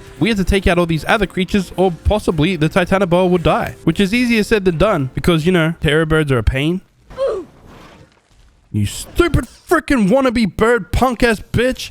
I was using my crossbow to try and knock out every aggressive creature that was around right now. Then went in to go knock out this cosmic Titanoboa. Back at base, I integrated this alpha comic Titanoboa and our beta brutal raptor. Day 41, we decided on a little scenery change and went on a murderous rampage through the snow. You know you're really making it when you can kill 4 mammoths at once. And from that, we managed to score a mammoth paragon soul. I managed to take out a whole army of NPC players as well. One thing to always note, that whenever you see a whole bunch of these NPC players, there's always a loot chest nearby. I currently didn't have enough essence to be able to open it, so I quickly teleported back home, grabbed all the essence that I had, and returned back to this loot chest to open it up. This is the type of loot that you'll get from every chest. It's completely random. Sometimes it's really good, sometimes it's not so great. And obviously, the higher tier loot chest, the better the gear you get. After a little bit of fun in the snow, we teleported to the desert for some more killy death time. I began to get a little bit overconfident and started messing with the wrong Triceratops. You see, the cloner variant summons in a bunch of clones of you, meaning all of these wrecks can kind of mess me up. So it's probably a good time for us to leave. Also, yes, that is a flying trike that you see on the screen. He's actually a unique creature. Unique creatures come with 2 different variants. Scooby here is a vampire and dimensional variant. He's not a high level or anything, but unique variants are really rare, so I had to tame this guy, assuming I could hit one of these shots, that is. Come on, man. Freaking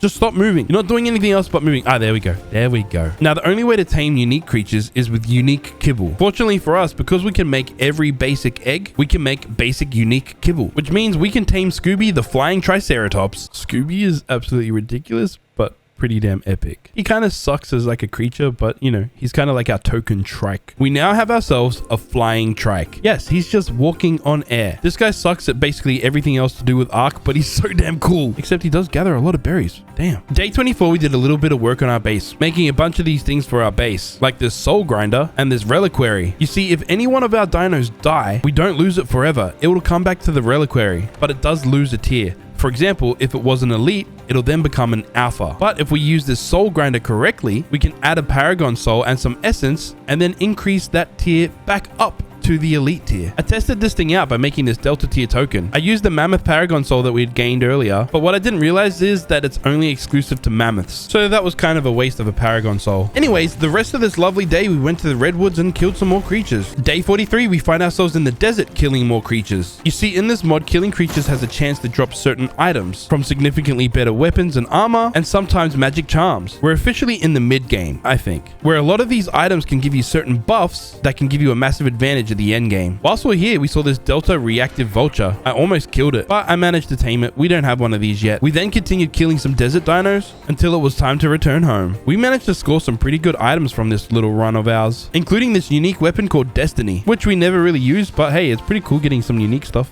I then crafted this Omega item fragmenter. You use this to fragment certain Omega items, and with those fragments, you can put them in this imbue bench and imbue certain items with certain buffs and traits. I experimented with this Rex saddle by putting a bunch of this beta essence in the imbue bench and imbuing the Rex saddle. This gave us the armor bonus and impulse taken reduced. So with those fragments that we used earlier, you actually use them so you can re-roll the stats and make different stats on an already imbued item. Day 44, we made some more veggie cake. Why, you might ask? Well, that's so we could make this elite cosmic kibble. And now why would we make elite cosmic kibble? That's so we can tame this beast of a pteranodon, the elite starfire pteranodon. You want to know how strong this is? Well, it's about this strong. Yeah, I couldn't even get close to it before it killed me. Luckily, it was knocked out kind of close to our sap tap tree. When I returned to it, I saw it getting munched on by a capro. That's okay though. We knocked the capro out and fed this pteranodon. Once completely tamed, I made sure to teleport it straight back home so it was out of any dangers. Whilst I was here, I wanted to test out this Destiny weapon. 116, this thing sucks. Man, we're gonna lose our life over that. I'm out of here, son. We returned back to base and I immediately yoinked this Pteranodon saddle off of our Delta Overlord Pteranodon. And now that we have an elite tier Pteranodon, I had to make sure that it had the best saddle possible on it. I also imbued it with some beta essence. I could have done higher tier essence, but I don't have a lot of alpha and elite essence on me. I'm pretty happy with these stat bonuses. Any kind of damage reduction is always a good thing in my mind. And since this elite Starfire Pteranodon is going to be our main flyer right now, I went ahead and named this Pteranodon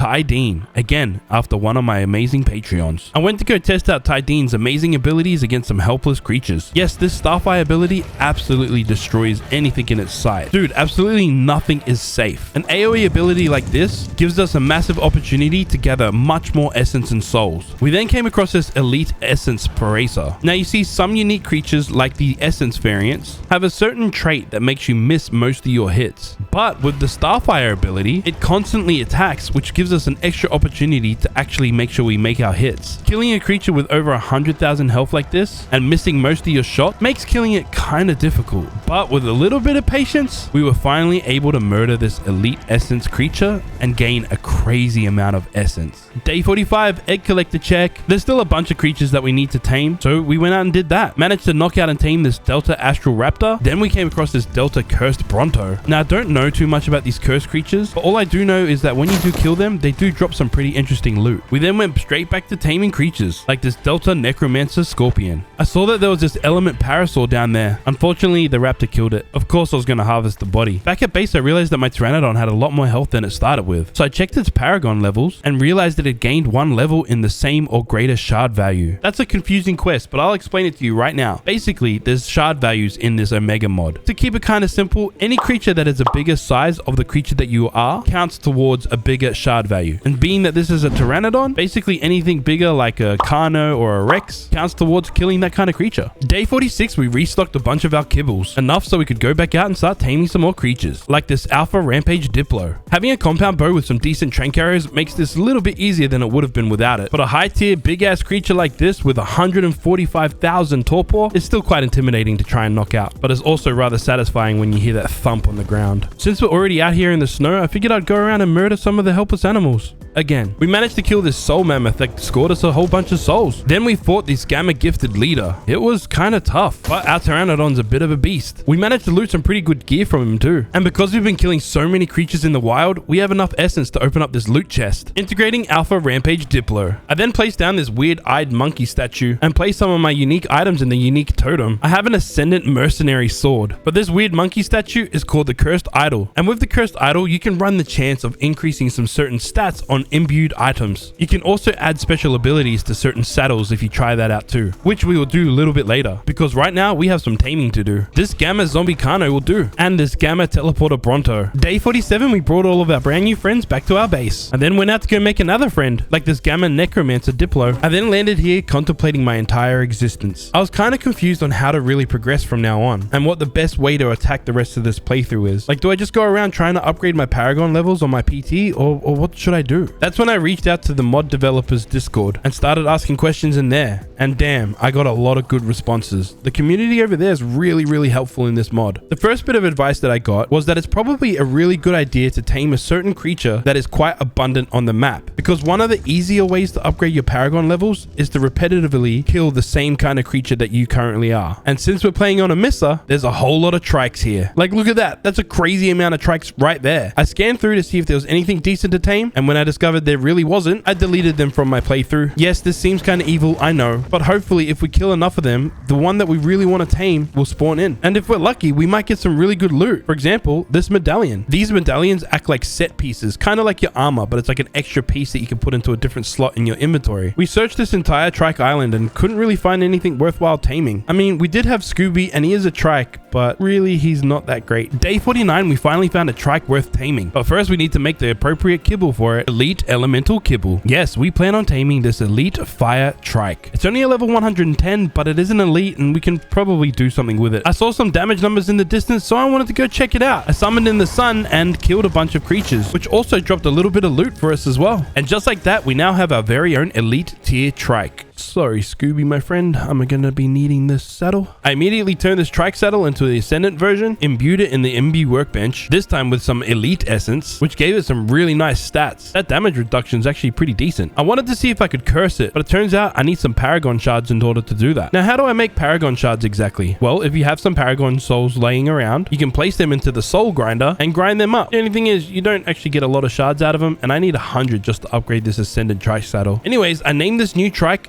Joseph, again after one of my amazing Patreons. With our brand new fire trike Joseph, we went out to go and kill some things, and damn, He hits pretty damn hard. We killed a bunch of creatures in the desert just to get some easy levels, but ideally we want to be back over on that island where all the trikes are. I'm not too keen on swimming the entire way on the back of a trike. Instead, we're gonna head on home. I came home so I could craft a few things for our little trip now. I then checked the creature finder to see if there was any other trikes on the map, preferably a level 150. Don't get me wrong, I'm happy with Joseph, but if we plan on fighting some of the bosses in this mod, we're gonna need something extremely powerful. The community in the Discord also suggested maybe a mammoth is a good idea on this map, because there's obviously a lot of mammoths on this map as well, and they all kind of group in clusters, making them a bit easier to kill in a group. After a full day of searching the map, we were hungry and tired, and yeah, we didn't find anything that we were after. We did get this Ascendant Magic Charm. It didn't have any good stat rolls on it at the moment, and I had a couple fragments to see if we could re-roll something decent. Ideally, the stat that we want to get is called Magic Find, because Magic Find increases the chance of finding special loot out in the wild, especially these stat potions or paragons. Day 51, and I found a new technique to be able to re-roll more of these imbues. All I need to do is get a bunch of armor and some saddles, imbue them with whatever essence that we have of abundance. For example, this time we have basic essence, place them in the item fragmenter, and fragment them into these blue fragments. This only cost us 6 magic fragments to re-roll, which gave us a few extra chances to be able to get some magic find. Unfortunately, we didn't get it in this time. It's now day 52, and after speaking to some of the community members in the Discord, I realized that my elite fire trike Joseph probably wasn't going to be a good boss fighter. So we came back over to this trike island and we found the ultimate boss fighting creature. This is a level 145 armored trike. Now, armored trikes are what we call a 7th variant, and every variation of creature in this game has a 7th variant. And when it comes to guardians, armored trikes are the 7th variant. They're typically a little bit stronger than the rest. There's a whole bunch of trikes that really want my head right now. There's a whole bunch of trikes that really want me right now, but we only want one of them. I wish this is how women felt about me. Now, I know that this armored trike is a basic tier, but we can change that with some paragons. I managed to knock him out and feed him, then retreat back to my base, you know, so he survives. I teleported this trike to me and another one that's kind of irrelevant. We're not going to use it. Then I went to the soul grinder so I could work out how I'm going to get it to the elite tier. Basically, I need to try and find 5 Triceratops Paragon Souls, but for now, this trike is definitely going to need a name. We went ahead and named him Finn, again, like I've said earlier, after one of my amazing Patreons. I then flew back over to what we're going to call Trike Island from now on, so I could kill some more trikes in hopes that we could drop a Paragon Soul. Obviously, I'm doing this on my Starfire Pteranodon because it kills the most at once. Whilst we're out, I killed this one trike and heard that noise. That means something dropped. I picked it up and it was a quest scroll. This particular quest scroll was quite a good one. Kill 80 wild dinosaurs of the species Triceratops and get 4 Triceratops Paragon Souls? Oh, this is easy. I don't know how this happened, but the Omega Ark gods were really praising me today. All we need to do is kill a bunch of trikes and we're going to get 4 Paragon Souls. That alone will get us to the Alpha tier. Also, we've been killing so many creatures that our PT Paragon level went up as well. Our PT has over 300,000 health currently, and it's absolutely destroying everything in the wild. The amount of crazy luck that I've been having is absolutely unbelievable. I even picked up this Paragon Soul that was just laying there out in the open, and just as luck would have it, it just so happens to be a Pteranodon Paragon Soul. So I fed it to my dino and we could immediately see some of our stats go up. I had gathered a few quests while we've been out, but nothing as important as this trike one. And I love trikes, so this kind of feels sad murdering heaps of them. We've had the craziest amount of luck in the last couple days. Like, listen to this one sound.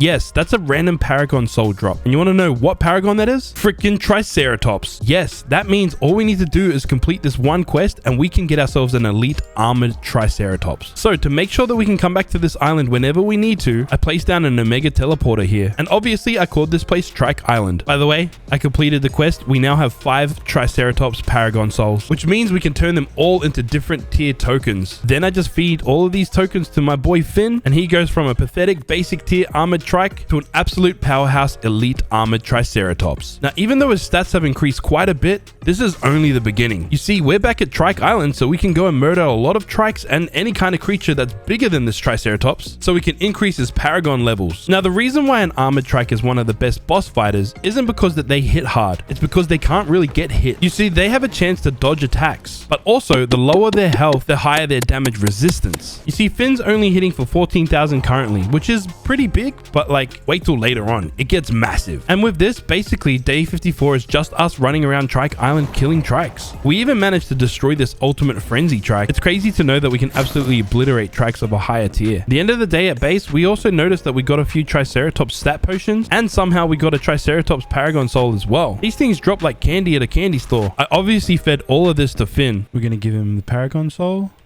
Like 1 Paragon Soul, his health and stats jump up quite a bit. All stats potion. 932, for example, 606. We fed the rest of these stat potions to Finn, which gave him a nice boost to all of his stats. Day 55, we checked Finn's Paragon level progress, and we're pretty close to a few of these Paragon levels, but we've also completed a couple as well. Like, look, Finn here has almost 1 million health, and is also dishing out over 40,000 damage. Even this Starfire attack doesn't do any damage to us. I find it completely crazy that we've had such a crazy turnaround in this game in just a few days. Then, on this island, we encountered our first mini-boss. This is the self-destructive mini-boss. Now, mini-bosses all have different sets of rules to be able to fight them. For example, this mini-boss can only be fought with land tames. Luckily, we are a land tame. Problem is, it's still a trike, so facing this guy head-on kind of is frustrating because of his damage reduction. We need to try and get to the side so we can do more damage. He's a self-destructive variant, but I'm not too worried because we're so powerful. Although the weaker he gets, the more this flame seems to intensify. We spent the longest time fighting this guy. We got his health down all the way, and then I made the biggest mistake I could have made all playthrough. We died. We died. No! Does that mean our trike died too? Oh my gosh. No! I respawned and I was in a panic. Please, please, please, please be there. Please be there. Are you there? Bro, he's not there. Fuck!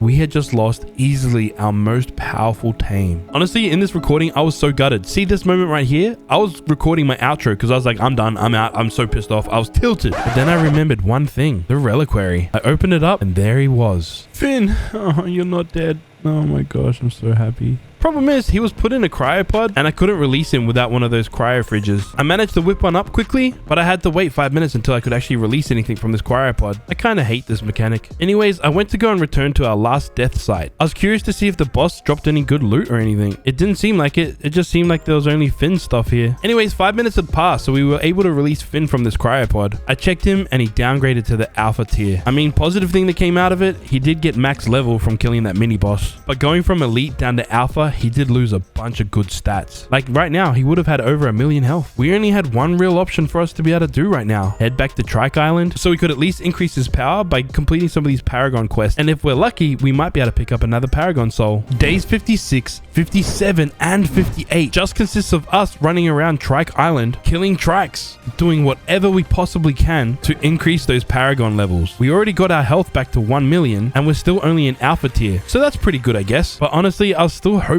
that maybe we could find another Triceratops Paragon soul so we could turn Finn from an alpha into an elite again. I think we just got extremely lucky those other days, or at least a quest that will give us the chance of getting some more Triceratops Paragon souls. Day 59 and I desperately needed a change of scenery. So we came over to the snow and stumbled across a control mini boss. Again, this can only be damaged by land tames. Turns out we have one of those things. Finn has Paragon quite a few times by now, so maybe fighting a mini boss might be a little bit of fun. We went into attack and we were doing some pretty decent amount of damage. Over 100,000 points each time. This was starting to look pretty good until I realized the more times we hit it, the less damage we'd done. Now I'm aware that that's an ability of the armored variants, but I didn't know that that happened when we were attacking something. Like we went from doing over 100,000 damage each hit to 4,000. Sometimes it went back up again, but I don't really know what's happening. This mini boss had over 1 million health left and we were only doing 1,000 damage per hit. I thought that moving around a little bit might help the situation, maybe try and get a different angle, maybe try the charge attack. That kind of helped, but ultimately this kind of thing kind of sucks. I don't know what's happening. After about 20 minutes of repetitively clicking this button, we managed to kill this mini boss. I don't really think that this was worth it. We only got a couple quest scrolls. A few meters away from it was this loot chest, and this was way more worth it than fighting that mini boss. I like the snow a lot because it's a lot easier to see these loot chests out in the wilds, and the loot chests have a chance of dropping Paragon souls, so maybe we can score ourselves the Triceratops Paragon soul. Day 60, we returned back to Trike Island. Yeah, unfortunately, this is when the game gets a little bit grindy, but personally, I quite enjoy this type of grind. Going out and killing lots of creatures when you're super powerful is kind of fun and hilarious. And increasing these Paragon levels bit by bit also is quite fun. The only thing that's frustrating is the RNG of not being able to find a Paragon soul when I need it. Like, how did we find 5 Paragon souls in the space of like 3 days? But it's been like 8 days and we haven't gotten a single one. Crazy. Day 61, I decided it's time to craft some dyes. Red being one of my favorite colors. Now, the plan was to be able to dye my hair. But then I had a light bulb moment and decided against that. I made this industrial cooker so I can craft dyes a little bit easier than I normally can. Then I crafted this paintbrush because I want to paint Finn. Yeah, I know this is a little bit of a random moment, but hey, I think it could be fun. I heard painting dinos on ASA is significantly better than what it was on ASE.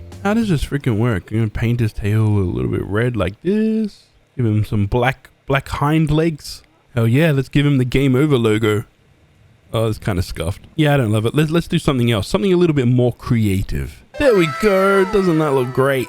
And yes, this is my painting skills up close in game. Anyways, enough of me being an idiot. I decided to go out and do a little bit more exploring around this Amissa map. This map is so large that there's still places that haven't been discovered yet. This island with the green obby on it has like a little farm kind of pirate area. Oh, is that like a farm? Got some pirate ships over here. Nearby was this island. It was completely bare and obviously incomplete. But because it's closed in like this, I think this might be a cool place for a little boss arena for us. With that, I placed down this Omega beacon. This is what you use to be able to summon in bosses. I flew a little bit away and then placed down this Omega teleporter. I didn't want to be too close just in case like a boss summoned in and broke it. And of course, I named this boss fight. Day 62, I returned back to base to collect some souls. Then I went back to the Omega beacon, summoned in Finn, and placed 100 souls into it. Because you use 100 souls to summon in a certain variant boss, and you can choose which tier you want to fight. Which variant you get is completely random though. For example, we used 100 Guardian souls and we got the Resilient boss. I didn't want to summon in anything too strong, but I did realize quickly that this was a little easy. So the next boss that we summoned in was an Alpha Collective boss. This Parasol has 40 million health points. So I teleported some friends to us to try and help us defeat this guy. Not gonna lie, it's kind of strange that he let us do this. Problem is, Charlie and Austin weren't really helping that much, but they were taking a little bit of damage and I didn't really want them to die. So I decided to send them home. All right, take care, fellas. Thanks for your help. Earlier in this video, I thought that 100,000 damage was out of sight. It's crazy that I'm doing this much, but it's just not enough. This took us a large majority of the day, but we finally defeated this Alpha Collective boss. You see, creature souls are the only way to be able to summon in bosses, and we need 100 souls each time to summon in a single boss. This is why I spent the entire day 63 hunting down dinos to collect their souls. And our Starfire PT makes this significantly easier to be able to gather a whole bunch at once. Day 64, the wonderful guys in the Omega Ascended Discord taught me a little trick that will help us significantly in this adventure. All I need is a cloth hat that I max upgrade to an Ascendant tier. I then use this blueprint station to make a blueprint out of it. Then I grab all of the fiber that we gathered from the grinder, craft as many of these Ascendant cloth hats as possible. Then I place all of the cloth hats in the imbue bench, along with whatever essence I have an abundance of. For example, I have a lot of basic essence currently. Then I press this imbue all button, which will imbue all of these Ascendant cloth hats. The next step is we place them all into this Omega fragmenter and fragment all the imbued items inside it. And just like that, we get a whole bunch of magic fragments that we will then use to be able to reroll these Ascendant magic charms as many times as we need until we get the ideal stat bonuses that we require, like we just did. Day 65, I had a little peek at the creature finder to see if there was any interesting creatures on the map, and there was an Alpha Colossus Triceratops. Do I need this creature? No. Do I want him?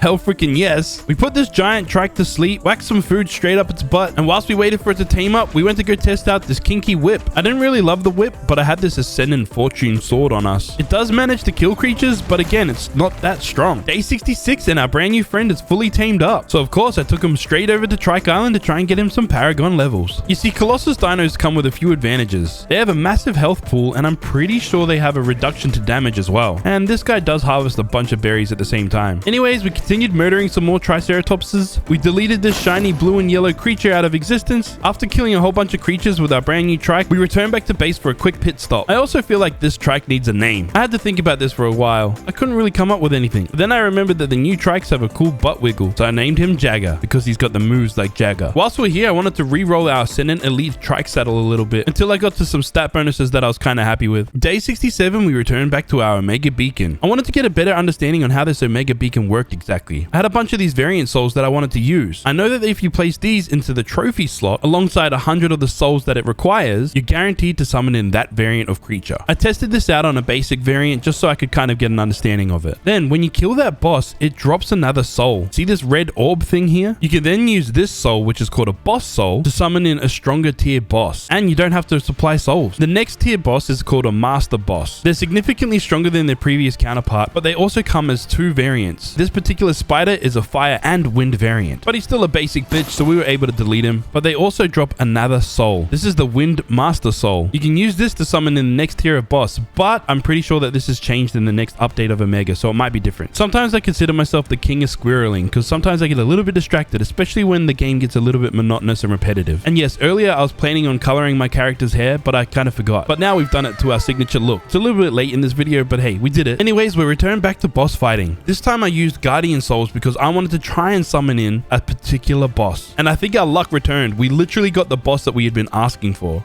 Ooh, what are you? No way!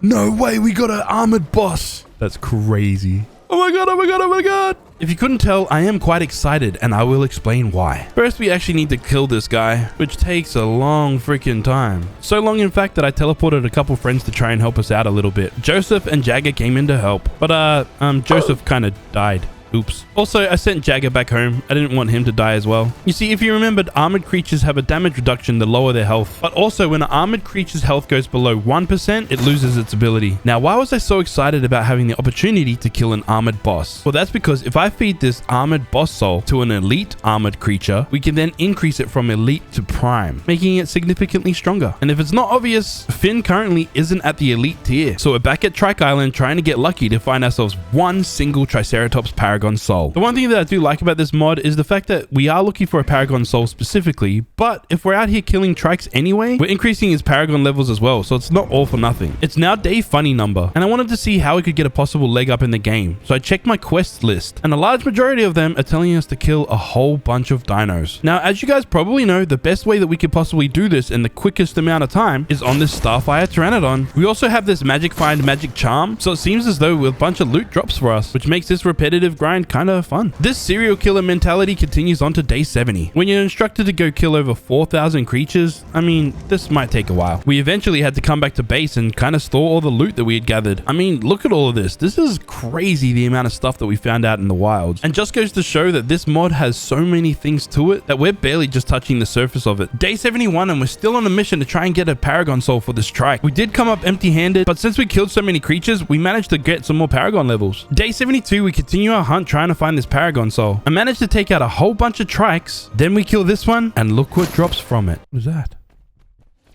You're kidding me. Oh my god.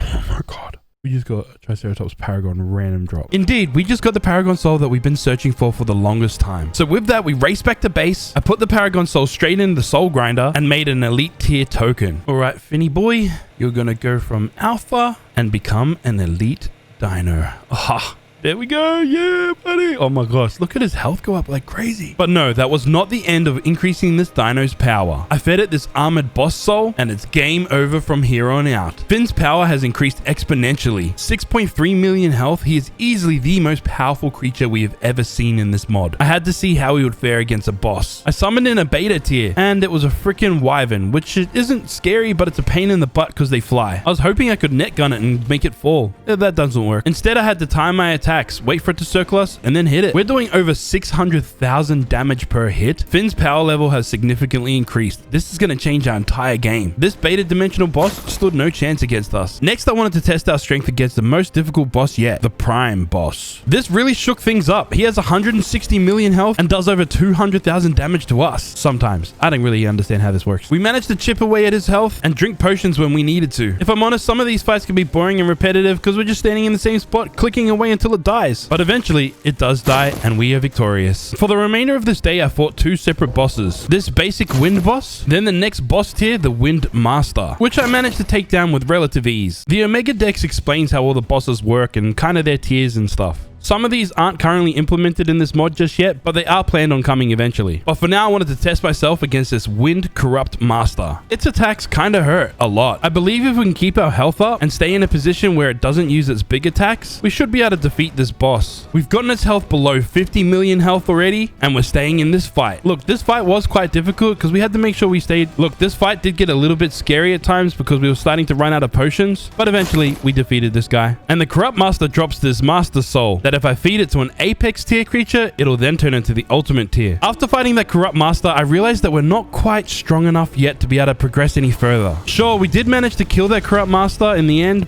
but it wasn't as easy as I hoped it would be. That's why we're out here in the wilds trying to increase our Paragon levels once again. And maybe if we're lucky, we'll pick up some decent loot that can help us through this journey as well. Through this though, we managed to complete a quest, which will give us a mammoth Paragon soul. Not that I really need it right now, but hey, it's an advantage at least. Day 75, we killed things in the snow. Lots of things. I also placed an Omega teleporter down here as well, so we can come back here whenever we need easily, because the snow is actually a decent place to come and kill things. Day 76, we're increasing our Paragon levels still at Trike Island. These poor helpless Trikes really stand no chance against Finn. Whilst we're wandering around though, we spotted this. You're kidding me. Oh my god, no way. Yes, just like that, we scored ourselves a free Triceratops Paragon soul, which of course I fed to Finn to give him an extra Paragon level. It's not over though. We still have some more Paragon levels that we can achieve kind of quickly. Like this one, we only need to kill 8 more Trikes and we get another Paragon level. I returned back to base and checked my quest list and realized I'd completed a quest that I didn't even remember I had. 4 Triceratops Paragon souls. Let's go.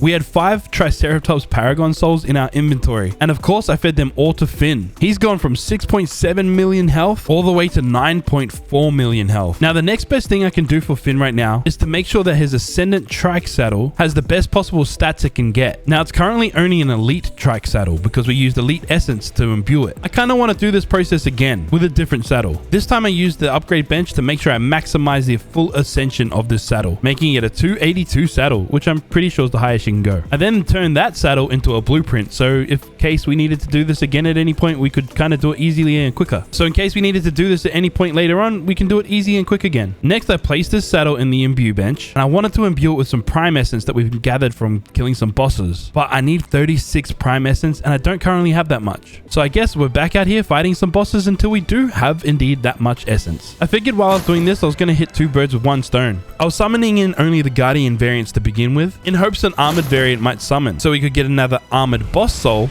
and feed it to Finn so he could power up again. Unfortunately, after 6 attempts, we didn't get so lucky. So instead, I fought some of these tougher bosses, like this Alpha Colossus boss, so that it might drop some more Essence than just 1 from the basic tiers. We managed to summon in this Alpha Fairy boss, but these guys are the biggest pain in the butt to fight. You see, Fairy variants are healers, and if you don't kill them fast enough, they just heal themselves all the way back up. That's why we decided to just run away and teleport Finn and myself back home, because now we finally have enough Essence to be able to imbue these Ascendant Trike saddles. With Prime Essence, we were able to get 5 different stat bonuses, and we had quite a bit of magic fragments, so we were able to reroll until we got to some stats that we were pretty happy with. Now the next stage is for us to curse this saddle. Unfortunately, that requires 100 Paragon shards. We don't currently have that many Paragon shards, but we will work on it. To end this day off, I placed this Omega altar down in our boss fighting arena area. It's currently locked, but this is a feature that'll be unlocked eventually, where we can fight harder and bigger bosses. And you know what a fun and unique way to get Paragon souls is? Killing Paragon bosses. Now the only way to summon these guys is with lucky souls, and lucky souls are kind of rare to get, but we've been saving up through this entire playthrough. I managed to kill this Paragon boss, and it dropped a Dilo Paragon soul,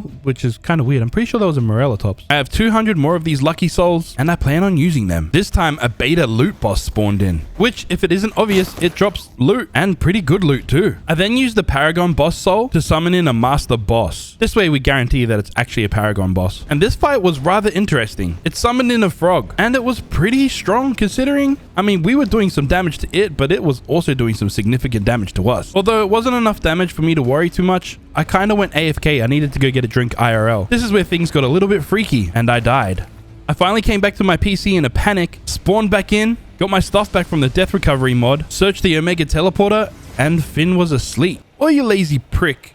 Why are you asleep right now? We're fighting. What the hell happened? If it wasn't blatantly obvious, I just didn't realize at the time that the frog dealt torpor damage as well. I returned to go fight him, and his health had been recovered, plus some. This was quite the rude awakening, and I knew that this fight was going to take a damn long time now. Also, I made sure to bring some of these wake-up potions here so that we wouldn't completely knock out in this fight, so that Finn wouldn't go to sleep during this fight. This battle was dragging on for the longest time, and my finger was starting to cramp up from clicking so much. That's when I kind of made a pretty big mistake. I turned my back on this frog, which meant that our trike had no reduced damage from the head, and the frog dealt enough torpor damage to put Finn back to sleep. Again, wake up, you stupid freaking Finn. God damn it. I was tired and bored and frustrated, so I kind of gave up on fighting this frog. At the end of the day, I don't know if it was going to be that important or not. Who knows? Day 79, just for a little bit of change of pace, I decided to make a few little changes on our base. I also built and placed a bunch of these dimensional storages as well. If I haven't fully explained how these work yet, basically they're just similar to a dedicated storage box, but the Omega version. And if you set certain items in their inventory, as long as you have the void vacuum, you can throw things out on the ground and it'll automatically get put in that particular storage, making a pretty cool and easy way to organize loot in this game. You do get enough of it that it's probably a good option to do. Day 80, I felt the urge to tame something. I mean, it can't hurt to get some more creatures in this mod, and this Alpha Fairy Pteranodon might make a great addition to our team. Taming this means we will be able to tame elite mythical creatures as well. Day 81, we're out here collecting more souls of our victims, and this is where we picked up an item I'd never seen before. This was a Colossus Paragon Soul. It works just like the dinosaur Paragon Souls, but it's specific to variants of dinosaurs. I had no idea this existed, but hey, I think this is pretty damn cool. Paragon Souls are already hard enough to come by, so having something like this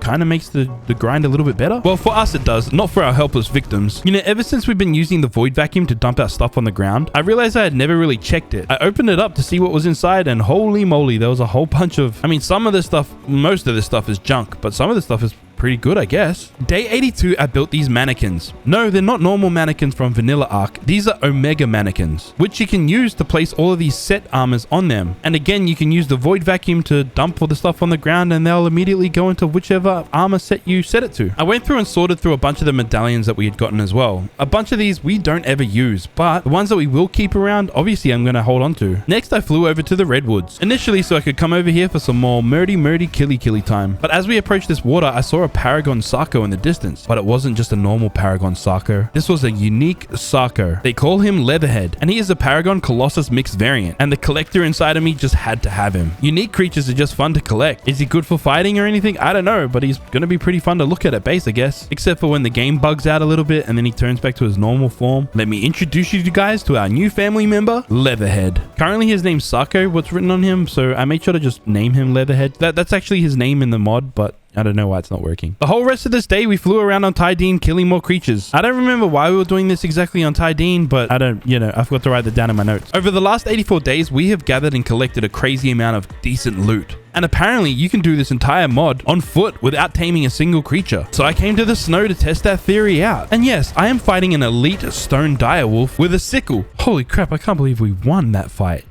What the crap? We managed to run the entire snow area, killing a whole bunch of creatures that I never thought I'd be able to do on foot. I tested out a few other weapons that I had on me just to see what would kind of work the best. Turns out the sickle's probably our most powerful currently. For reference, we were testing out the Ascendant Fortune and the Ascendant Lithium, which was super fun. We just kept killing things until, we couldn't because we died. This was all fun and games, but at the end of the day, we really do need to make Finn the most powerful creature ever. So we're back out here doing our best to increase his Paragon levels again. Day 85, and we are an absolute killing machine, just like our stupid PC is. Or this game, something's not optimized well, and it's probably the game, not my PC. Day 86, we tried our luck at getting another armored boss to summon in. We weren't so lucky. We only got this monkey gamma control boss, then this giga gamma control boss. So next I tried my luck with some lucky souls to summon in a Paragon boss, which we got. Remember, I'm trying to gather enough Paragon souls so I can grind them up for Paragon shards so I can curse this saddle that I'm riding. Literally the rest of the day we just fought bosses, trying to get our luck at getting something decent or maybe some Paragon souls or loot, who knows. And because we slaughtered all of those bosses, we now have a whole bunch of boss souls that we don't really know what we're gonna do with. Day 87, I went through one of my dimensional storage chests and discovered that I have a full set of a certain armor, the Bloodlust armor. We also have the Malice, which is a Bloodlust whip. I increased the quality of this armor using the Imbue bench. Now you see, having a full set of armor also does one other thing. When you're wearing the entire set, some sort of animation happens. And in the case of a Bloodlust armor, well, it kind of looks like that thing that happens to women once a month. Bro, what is this? But we have a complete set, so the advantages must be good, right? I mean, we are destroying a lot of creatures rather quickly, and we are gaining a lot of this rampage meter, which increases the damage we deal, and I'm pretty sure it gives us a little defense buff as well. We managed to run around the snow fighting everything with just a whip and some flak armor. Not many creatures survived. We're back on our Pteranodon spilling blood out of our butts because we saw that there's a level 145 elite brutal Triceratops on the map. Now, I really don't have any need for this dino right now, but I also can't pass up an opportunity to tame something feeling this fantastic. Finally got this guy asleep and then fed it some elite rage kibble. Now all we have to do is wait for it to be our friend. I suppose whilst we do that, we can go around killing some more things on foot. It is rather fun after all. I began flying back to base and open up the ARKs quests. Realized that because I've been killing so many creatures on foot, we actually completed a bunch of on foot killing quests. And the reward from those quests? A whole bunch of skill potions. None of which are really handy to us right now, but hey, I like free stuff as much as the next person. Day 88 starts with us building and placing this industrial grill. I have no use for this, but I can make it because we have a lot of resources, so I did. We then encountered this Mammoth, another unique creature out in the wilds. As you can see, this is a Colossus and Phoenix Dino. Basically, it's just a really big mammoth that if it dies, it'll come back to life. It was only a basic tier, but I also remembered that I had some mammoth tokens, and we finally had use for it. I ain't gonna lie, this is a pretty cool shot, don't you agree? I found another mammoth paragon soul laying around in our storage chest, so we were able to turn Mammoth into a Gamma Mammoth. Correction, we actually had another one laying around, so we were able to make him into a Beta Mammoth. I made Mammoth an Ascendant saddle and imbued it with some Prime Essence, giving it some pretty decent stat bonuses. I went over to Trike Island to see if this guy was any good at fighting things. I mean, if this was like day 40, this would be amazing, but hey, I think we're a little bit further along than that. 89, we took Mammoth to the snow to really test his power, and I also wanted to try and get him some Paragon levels, killing a bunch of mammoths, obviously. But I did get a little bored, so we got Finn back out and started doing some real damage. I managed to kill a whole bunch of creatures and gain some more souls and essence and loot. It's already day 90 and we have 10 days remaining in this 100 days challenge. I'm really trying to get my hands on an armored boss. I only have 2 chances to be able to summon one in. Boss number 1 is a Delta Control boss, not what we're after. And boss number 2 is a Gamma Resilient boss. Again, not what we're looking for. Next, I fought a whole bunch of other bosses, trying to go up the tiers to see where my limit is at fighting these guys. This next boss is the ultimate tier, and I won't lie, I was kind of nervous when this one summoned in. This is the ultimate Ice Burst Turtle boss. And yes, we just lost 5 million health points. I am out of here. I wasn't sure if fighting this guy was going to be worth it, so I had to just call it a day and leave. Day 91, we ran around on foot just killing things. A lot of these creatures didn't seem to like getting whipped. They're not quite as kinky as I had hoped. I eventually brought out Tidine for a little bit more fun as well. And whilst we're killing a whole bunch of creatures, we came across a whole bunch of creatures in this one place. I dropped my Starfire attack, and oh my lord, a whole lot of loot dropped right next to this loot chest. The loot chest was average, nothing to get excited about, but we did manage to get some unique items from the creatures that died. Day 92, I sorted through all the armor sets that I had, with the intention of making a set that kind of works for me with what I have. We had a bunch of items that I could grind down to set fragments, which I thought I could put into the imbue bench and imbue them, but that didn't work. Instead, I upgraded what I could in the upgrade bench. In the end, we combined the Bloodlust and the Avalanche armor together. I really wanted a full set of Avalanche armor, but I didn't have that currently, so this was probably the best that I had. The reason being, this Icicle Sickle weapon that we have is probably our most powerful that we currently have on us, making us pretty deadly on foot and really damn fast.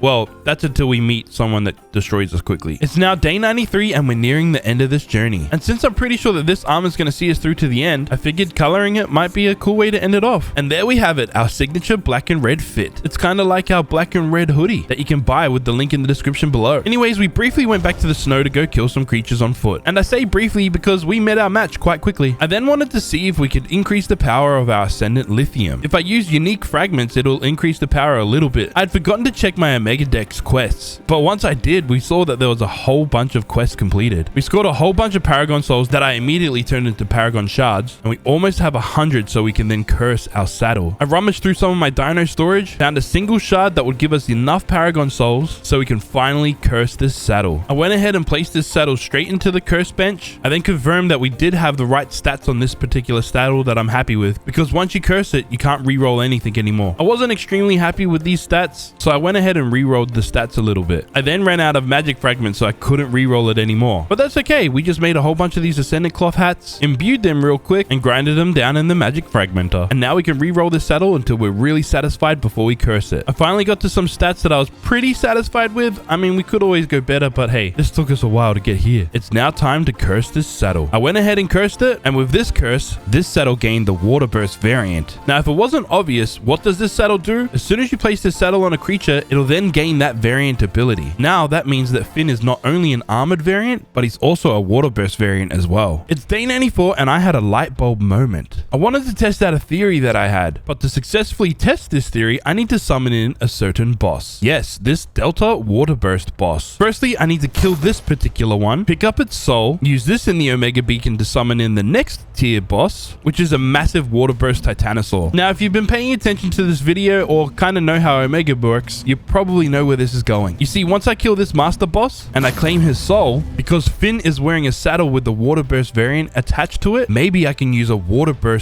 boss soul to turn Finn from a prime dinosaur to an apex dinosaur. And just like that, Finn's power has significantly increased. I discovered that I had a Water Burst boss soul lying in my inventory back at base, which means I wanted to kill a master boss so that I could summon in this corrupt master. Then with defeating this corrupt master, I could get a corrupt master soul that I could possibly feed to my dino to make it the ultimate tier. Unfortunately, this wasn't implemented in the game yet and has been removed since, so this didn't work. We had a bunch of souls on us anyway, so I figured we'd just fight a bunch of dinos and really test out Finn's new strength. And Finn now is basically a freak in nature. Over 2 million damage points each hit. Yeah.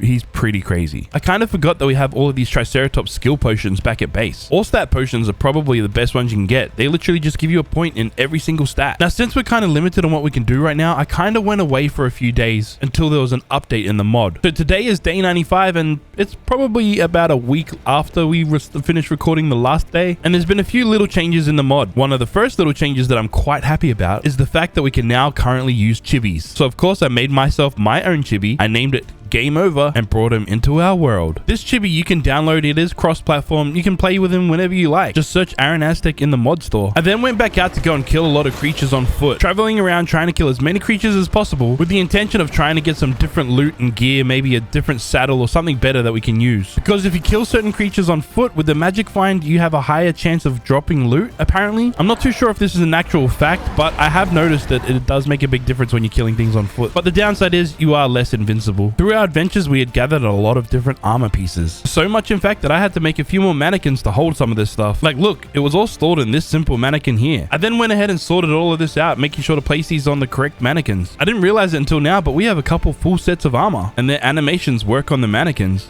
Oh, okay, abruption set. I see you, I see you. What are you, Mr. Bloodlust? We already know what you do. Ugh, you are disgusting. Absolutely disgusting. What are you doing, Bloodlusty? I'm kind of convinced that the mod maker has a weird fetish for blood. Day 96, and I wanted to see with the mod update if this Water Burst Corrupt Soul would work in upgrading Finn to the ultimate tier. It doesn't work. No, not at all. I've been getting a little bit carried away. Running around on foot killing creatures is kind of fun. It's satisfying feeling super dominant with just your character without having a dino to back you up. Plus, the amount of loot drops that we've been getting lately has increased significantly. I don't know if this is part of the mod update or not, but I'm very happy with what's happening. With that little run there, we scored some more armor pieces, so I'm gonna need some more mannequins. Day 97, and I'm trying to find ways to increase our power and make us a little bit stronger than we currently are. I remembered that we had this reflex shield, so maybe I can upgrade that and add some imbues to it. Turns out we can. Again, I kept re-rolling until we got some stat bonuses that I was happy with. Then, of course, went out to go test it out. We got a little increase to magic find as well, so expecting to drop a bit more loot too. I stumbled across this alpha cloner mini boss, and the only way to fight this boss is with a wood variant creature, which we don't currently have, but you can fight all mini bosses on foot, obviously if you're strong enough, which we currently are not. We just got our ass beat, so we're back out here fighting bosses we know we can fight with Finn, because Finn's really strong and we're not. But also I'm trying to gather a whole bunch of prime essences because I'm sure I can make some use out of the essence. Gathering this prime essence has been such a grind. Fighting bosses one at a time takes such a long time. But then I realized Finn is really damn strong, so I wonder if he can take on 4 bosses at once. 4 of these gamma bosses summon in. I didn't want to go too crazy and summon in anything too much stronger, but they didn't last long. They all died, and we just gained 4 bosses and a whole bunch of prime essence really quickly. So of course we continued this on through the night, killing multiple bosses at once. Except when wyverns spawn in, they're really annoying to try and fight as a trike, especially when you're not really paying attention properly and just trying to hit it, because things like this could happen. How the frick did I die? No. Oh no.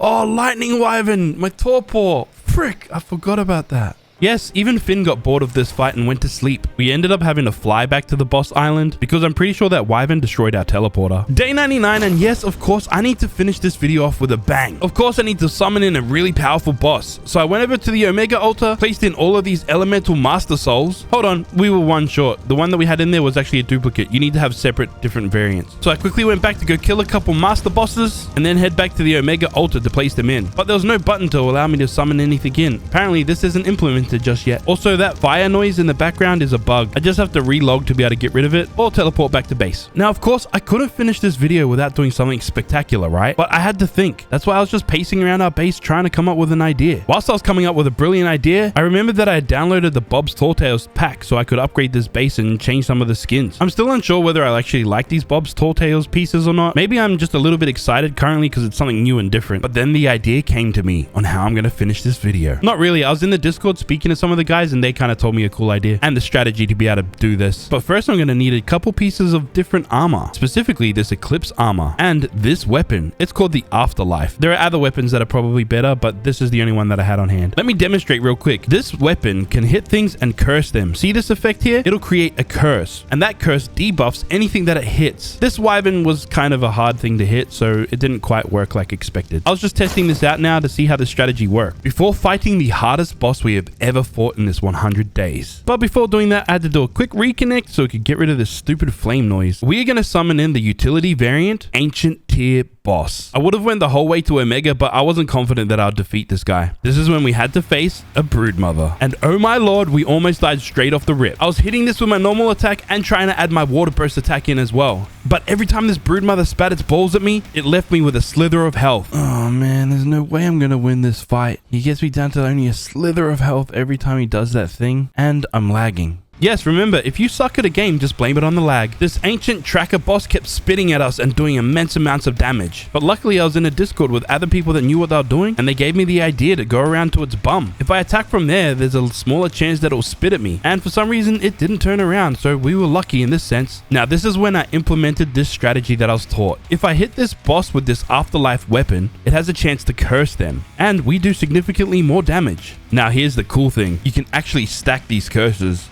I got 3 debuffs. Go! Go! 11 million! Yes! This is why I love this game. If you adjust your strategy just a little bit, it can really change the way the game plays out. At the start of this fight, I was sure that we were not going to win. I was confident that Finn was going to die and we were going to lose everything, which is pretty typical of all of my 100 days. Some of them end in glorious fashion, some of them not so much. But it is nice to come into one of these 100 days with a glorious victory. Oh my lord, I can't believe that just happened. We just beat him. I want to give a massive shout out to all of my YouTube members, Patreons, and Twitch subscribers. Thank you guys so much for supporting me and my channel. If you would like to support me, just simply click and watch this next video. Also, here's the final update for our kills and deaths in this 100 days. Thank you guys so much for watching. Until next time, peace.